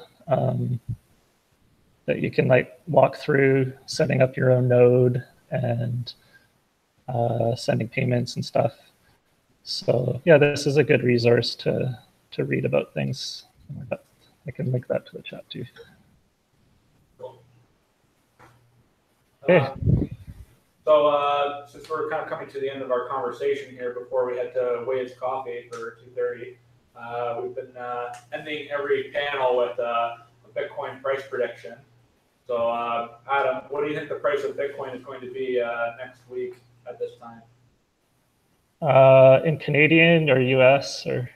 US. So we're currently at 6,753. I'm gonna go 11,000. Oh, yeah, boom! Yeah, I love it. There you go. Mole has spoken. All right. All right. Thanks for having me, guys. Yeah, thank you so much for coming on the show today. We definitely learned a lot, and we're able to really see the rubber meeting the road for Lightning. So thank you so much, Adam, for your time. My pleasure. Amazing job on the CoinOS app so far. It's really good. Thanks. Yeah, I'm gonna come out to BC Dance and Bestie later tonight, so give things a try there. Cool. Cool. I mean, not bestie, India Gate. Awesome. So we'll wrap up the video here now for everyone tuning in. Yeah, I'll see if I can get a stream going from Waves that we're heading to. But yeah, be sure to like, comment, subscribe, do all that fun stuff around the channel. Share this talk for sure. Make sure it's, you know, this conference is free to everyone, so make sure you spread the good word. And thanks to our sponsors, Quantstamp, helping secure smart contracts with authentication services, and to Turnkey Linux for their hundreds of software solutions available to you. So yeah, thanks everyone, and thank you, Adam, again. Thanks, guys. Peace out. We'll see you in the next 1,000 blocks.